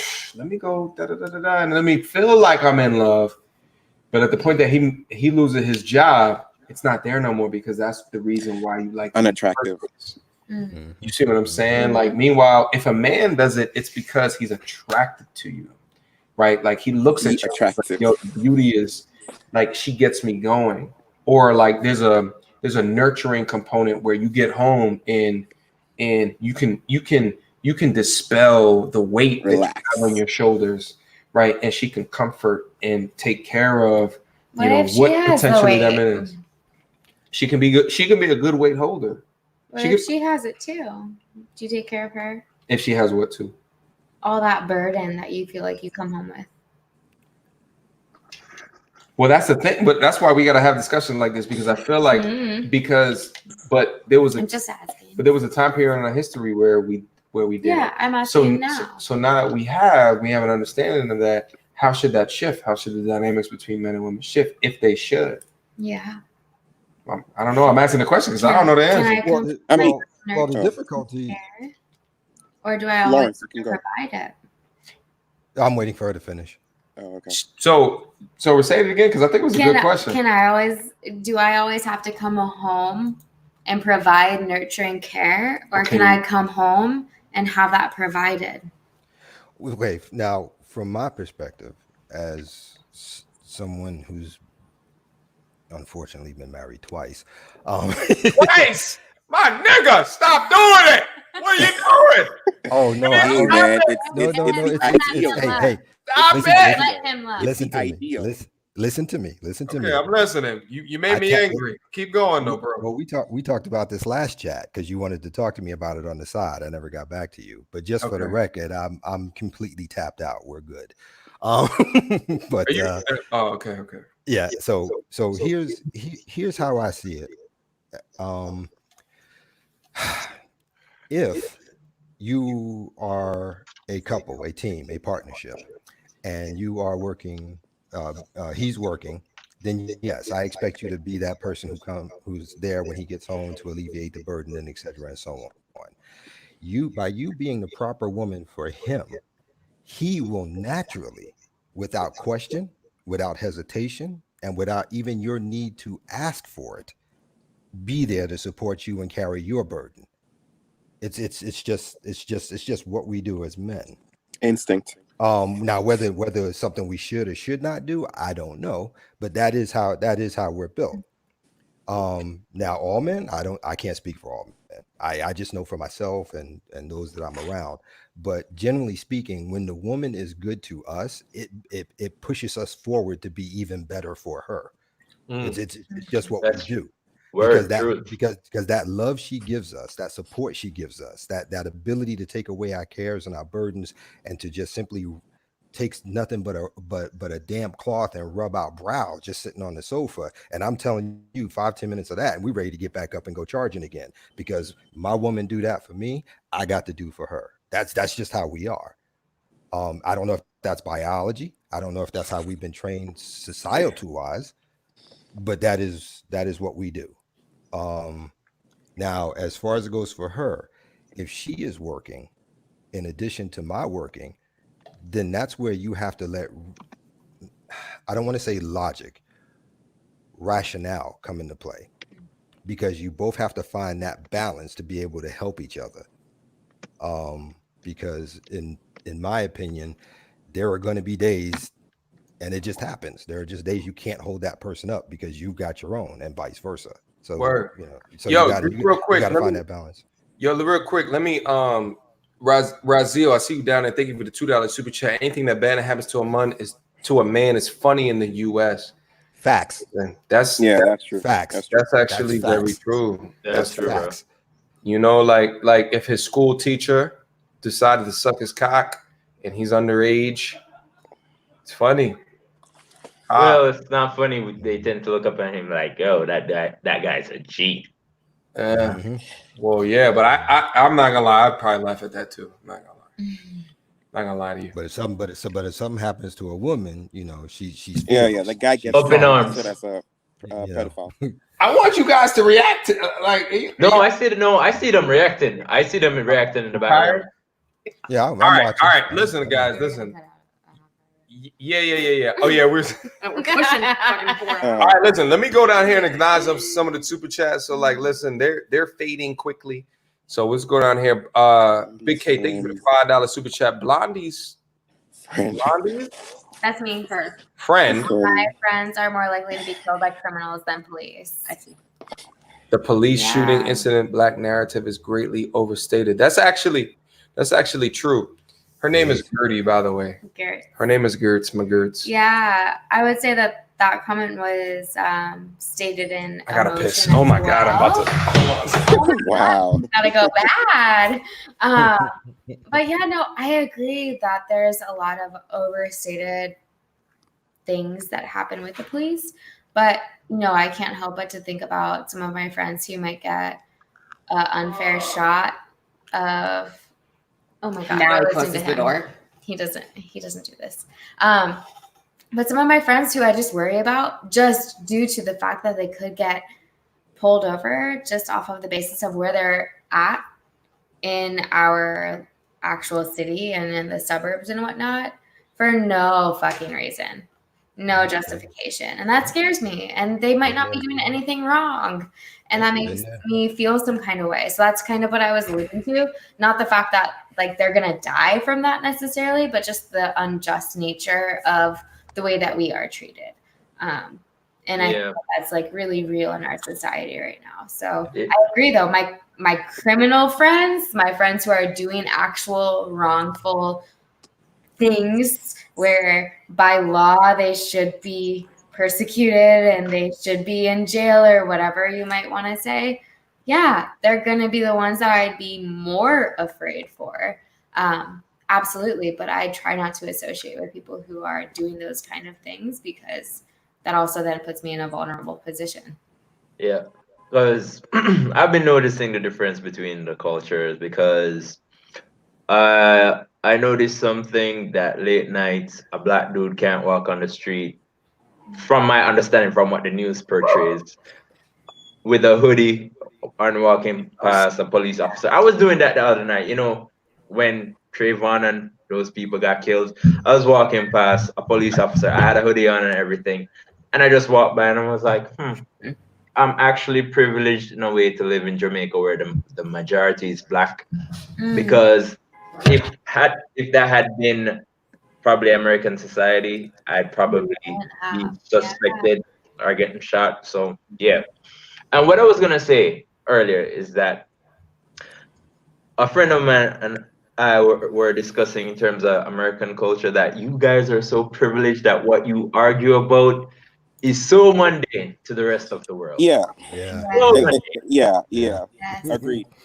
Agreed, agreed. Because Agreed. because we have real issues here. Like Yeah. the women of America are privileged, and here's why. Agreed. Yeah.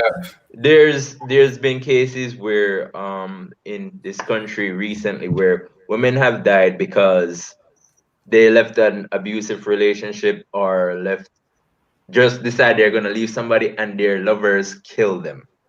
Okay?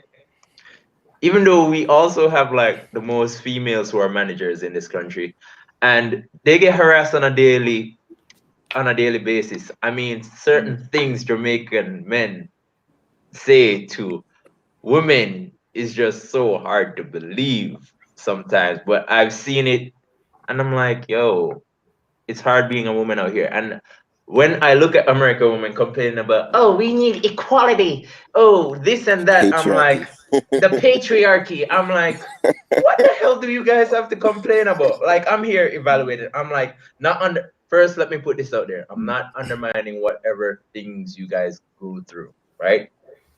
That's not what I'm doing. But when I compare it to every other country, feminism is not needed in America. Everywhere else, yes. America, no. You guys are solid. Okay? You are solid. Wait, I This want is you to. the I truth. want to hear a reaction to that real quick. I And want. I would say good. Just because we're ahead, maybe, of where we might be in other places, doesn't mean that we're there. So just Actually, because we might be like moving towards a better place, or that we don't have to deal with some of the things that you might experience in different places, doesn't mean that it's good, and doesn't mean it's okay either. It means that we're on a journey and we might be further along that journey than other places might be, but it doesn't mean that there's still equality or that there's a sense of rest within, myself or within Rux or whoever it might be who might actually have to deal with some of those really challenging conversations where they say, do I lose my job or do I actually speak up against something that I know is really wrong? Okay, so okay. may I tackle What, something here? Let me. I'm sorry. Just let me throw this out real quick. All right, cool. That point you made about do I speak up about something at my job or do I get fired? That is not indicative of women. That's indicative of all people. Okay. The I was gonna second get thing, that. the second thing is that to sum this up in one simple question, as far as it goes for America, I need some woman, any woman, to name one single right that I have that you do not, that you are fighting for still. Mm, Just one. And mm. I'm not picky about what it is because that's always what I hear: equality, equality, equality. We have to have the same rights as men. I'm still waiting for someone to tell me what right that I have that you do not. Because last time I checked, Love equal pay. I'm I'd love sorry, to be climbing up the ladder with equal pay because there's such Yeah, but like, discrimination. the equal pay thing has been debunked. And even if it wasn't Several debunked, times. at the end of the yeah. day, I don't you know are if it's been responsible for your own negotiation for your job. debunked. I'm not sure if it's been Well, debunked, and there's also cliffs that happen where the woman has to actually stay home versus the male, which then But that's a actually personal Well, changes that's a. her that's a personal choice. trajectory. But that's the conversation with the man and the woman. So where there's Exactly. boundaries around what's traditional versus what's not, for sure. Like if in this conversation right now, like mediocre tutorial reviews, if he says, I'm going to stay home and help take care of my child for the next year plus, and Mhm. my career can be stagnant and that's okay, I'd be shocked because it's not traditional. And then if the woman excels, then what happens then to the complex of the male female dynamic, which He we doesn't become attractive anymore. But again, that's sidestepping my question. Traditionalism has nothing to do with my question. I asked, what right do you have yeah. that I have that you do not? Everything you've told me has been personal decisions and choices based on relationships and you Yeah. as an individual. Right. Even So It's personal even decisions as well as even biology. yeah, yeah. even if we're wrong and the so-called equal pay thing hasn't been debunked, to me that still doesn't count. I think it has been debunked, but let's say for the sake of argument, every woman is right. It's not debunked. The bottom line is that you personally are responsible for negotiating your salary for the job you're going for, no more so than I. So therefore, if I don't accept my value and get that person to accept my value to get the pay that I want, I can't turn around and scream it's not equal. That's just me being a crappy negotiator.